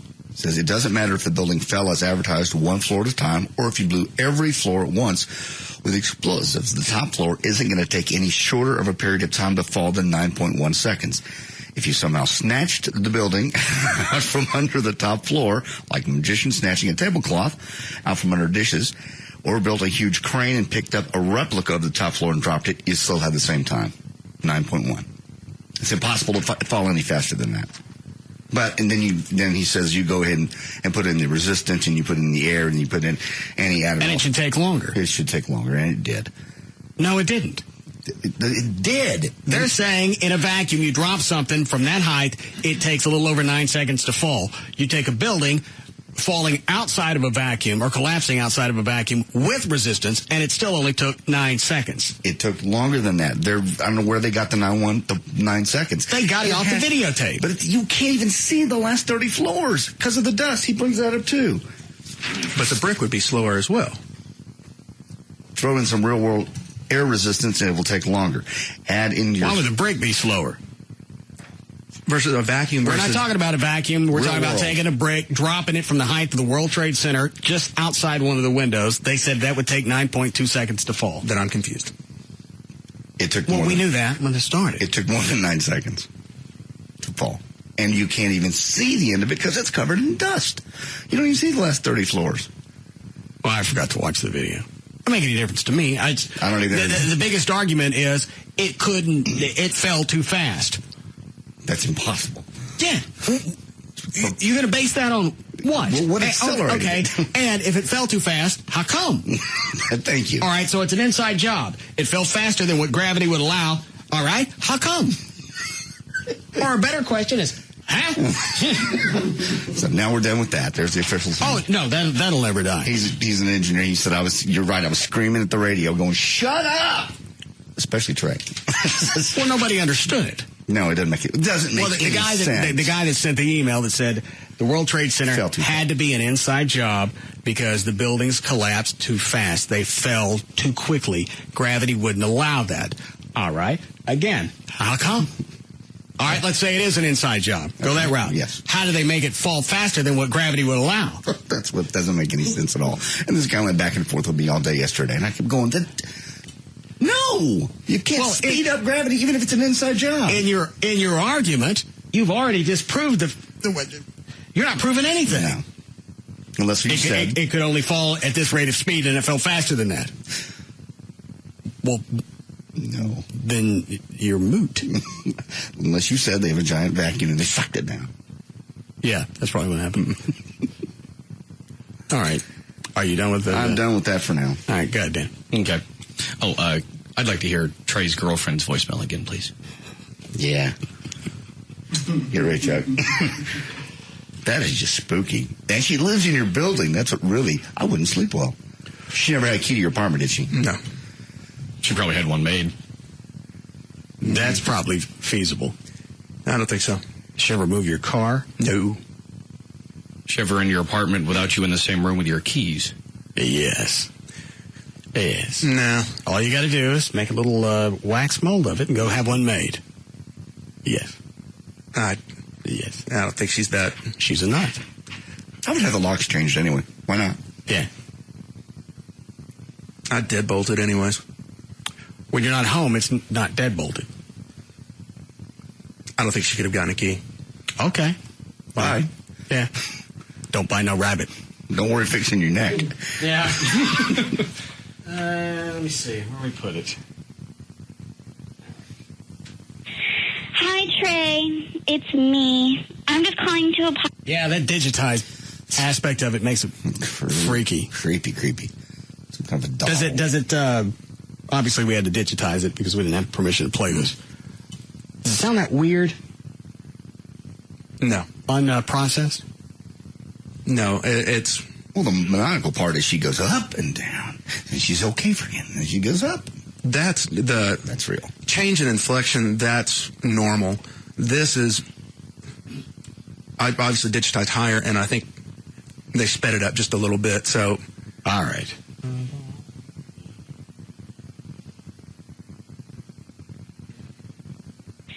Hi, Trey.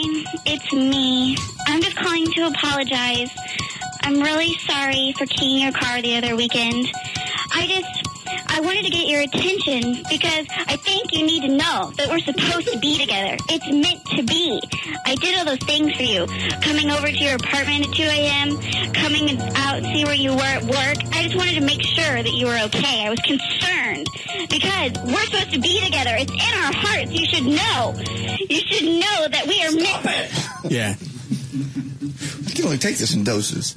Well, we're meant to be together. Yeah. It's not just the phrase. It's as she ramps up. And that's the part that becomes maniacal. It's frightening. You should move.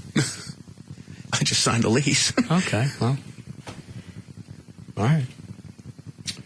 I think you play this. I think you get out of your lease. Yeah.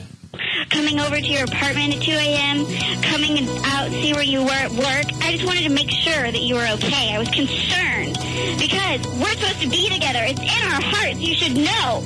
You should know that we are meant to be. Because, baby, if you don't know that, you're an idiot. We have love for each other. I do all those things for you. How are you going to turn away devotion like this? You're together 2 months. She only wants to be with you. I mean, really, if you stop and think about the intent, she wants to spend time with you. I don't know how you fault somebody for something like that. She's not trying to get you. She's not trying to do anything untoward. She wants to spend time with you, and she feels shorted when you decide you want to spend time with friends and watch a game instead of hang out with her. That hurts. Are you keeping a straight face? I'm drunk. Okay. Take her back. No. He offered you $6,000 to take her back. Yeah. And to fix your car. Yeah, I'll fix the paint job. She keyed. I'll make you a deal. It's going to be good. Yeah? If she's off some medication, I'll think about it. Oh, no deal. If she's off medication, she got to stay off of it. No, you don't get dick from me. In our hearts, you should know. You should know that we are meant to be. Because, baby, if you don't know that, you're an idiot. We have love for each other. I do all those things for you. I'm sorry, okay? You should know. We're supposed to... Okay. No, she's sorry. Have you ever taken her to hockey games? Yeah. She have her own mask.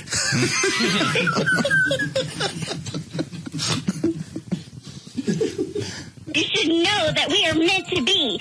Because, baby, if you don't know that, you're an idiot. We have love for each other. I do all those things for you. I'm sorry, okay? You should know. We're supposed to be together.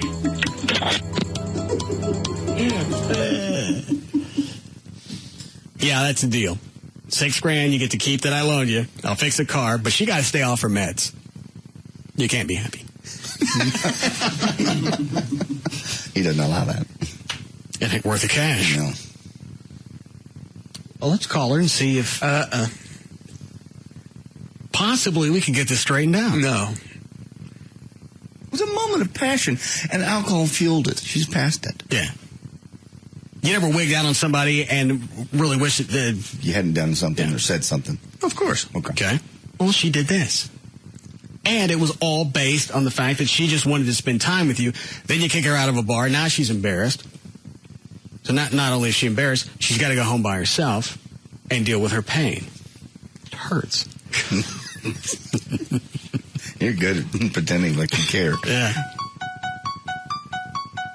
Take her back. No. Come on. Yeah. I wasn't happy with the last Halloween sequel. Take her back. We need a break? Yes. Oh, all right. We'll be back. Very nice. We'll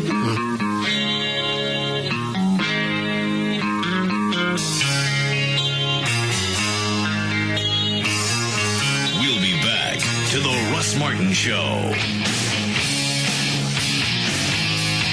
You were okay. I was concerned. Because we're supposed to be together. It's in our hearts. You should know. You should know that we are meant to be. Because, baby, if you don't know that, you're an idiot. We have love for each other. I do all those things for you. I'm sorry, okay? You should know. We're supposed to be together. When it comes to afternoons, nobody comes close. The Russ Martin Show. Hi, Trey. It's me. I'm just calling to apologize. I'm really sorry for keying your car the other weekend. I wanted to get your attention because I think you need to know that we're supposed to be together. It's meant to be. I did all those things for you. Coming over to your apartment at 2 a.m., coming out, where you were at work. I just wanted to make sure that you were okay. I was concerned because we're supposed to be together. It's in our hearts. You should know. You should know that we are meant to be. Because, baby, if you don't know that, you're an idiot. We have love for each other. I do all those things for you. I'm sorry, okay? You should know. We're supposed to be together. Back to the Russ Martin Show on Live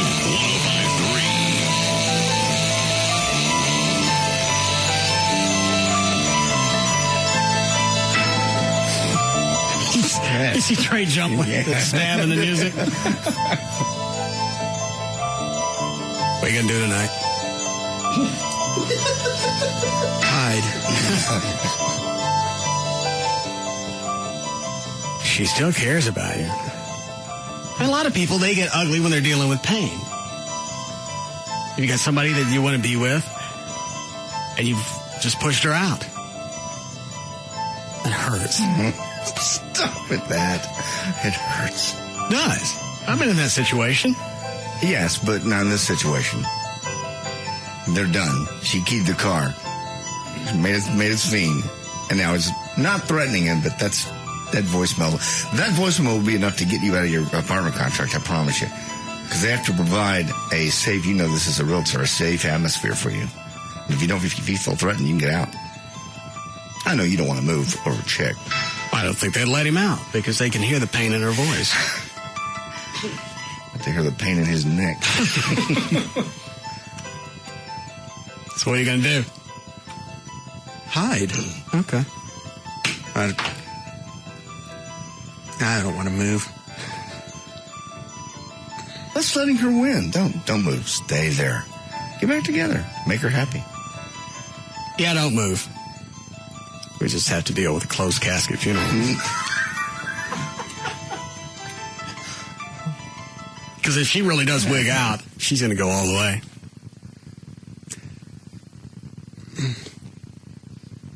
I'd be scared. I am, and it's not even me. Yeah. Why don't you make up for a while and then move? That way you'll be safe. Yeah. Nice. Her personality flips on a dime. I still think, and I'm not trying to be cute here, if you went through 6 weeks, everything was pretty much level, no real signs of this, and then all of a sudden it starts, she went off something. There's something that she ran out of. I agree. That's very possible. Now, the only problem we ever had is she was talking to some of her guy friends, and they all said, well, he's doing this, he's cheating on, he's doing that. I go, and she bought into it. Are they trying to get in her pants? Exactly. Oh, well, there you go. I go, have any of these guys asked you out before? Yeah? No. In the beginning of any relationship, if that's something she feels a need to bring out, I don't care who it is, I got guy friends and you're going to have to deal with that, then no. Because that's just setting the stage for something to happen. To be alone with them at any time for any reason. And you can't say anything because I told you when this relationship started, I got guy friends. Okay. Well, I'm going to tell you now, no, there'll be no guy friends. Or, feel my pen.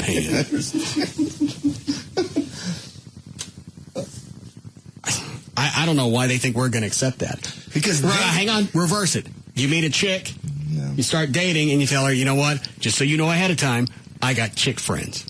No, not going to work. And from time to time, I'm going to hang out with them. No, because chicks look at the same way. They know not to trust other chicks. Chicks are cattier than guys are. We know it, but they don't see guys as being that way. Are you following me? They don't. I know what you're saying. They don't think, all right, this guy's my friend. Yeah, he doesn't see me in a sexual fashion. There's no chick in our band that I've never not wanted to screw. I know that. Did I say that correctly? Yeah. Yes. And nobody follow up on that. No. Nobody in the band you've never screwed. That's true. Now, there's a couple you haven't screwed. Thanks. I know to come to you if I ever go to court. All right. Anything else before we go? I didn't realize it was after 7. Chloe keeps jumping up and down because he wants to go home and watch. What is that? Lost. Yeah. You watch that every week? Yeah. How long's that been on? 3 years. 3 Is seasons. it part of the storyline that how many people on the island? There's probably like about 50. Who's been screwing? I thought there was only 7. No, there's 7 main survivors, but there's other survivors on the island you don't really get to see. But there's these people called the others that have been there forever. Not forever, but for a long time. Oh. They're kind of a little colony. But as the story goes, nobody's banging each other. They're not really having anything storylines like that on there now. Romancing stuff, but there's people having babies and that kind of stuff. All right. Did you want to rush home and watch this? Because Yes. I feel the need to go late. Yeah, marathon. Well, no, my DVR screwed up. No. Because if that's what you want, I can make that happen right now, my friend. God, sounds like a good show. That'd be probably the best episode ever. All right. Anything before we go? If you like. Anything of consequence? I enjoy this. All right, go ahead. It's short. This out of Minneapolis. A man was sentenced Wednesday to 5 years probation for robbing a woman of her keys and cell phone, then licking her toes.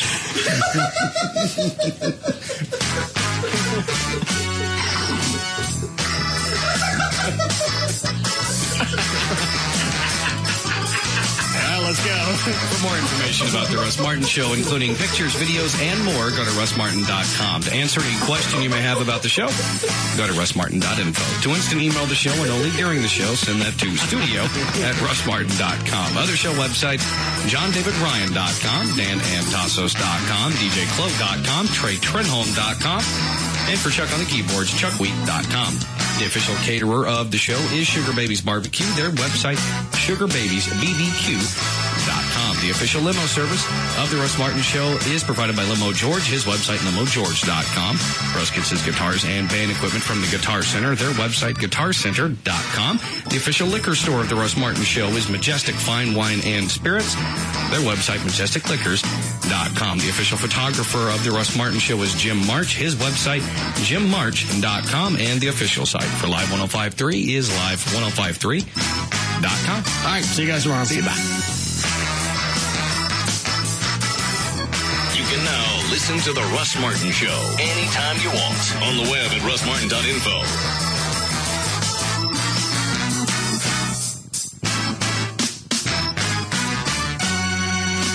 Bam!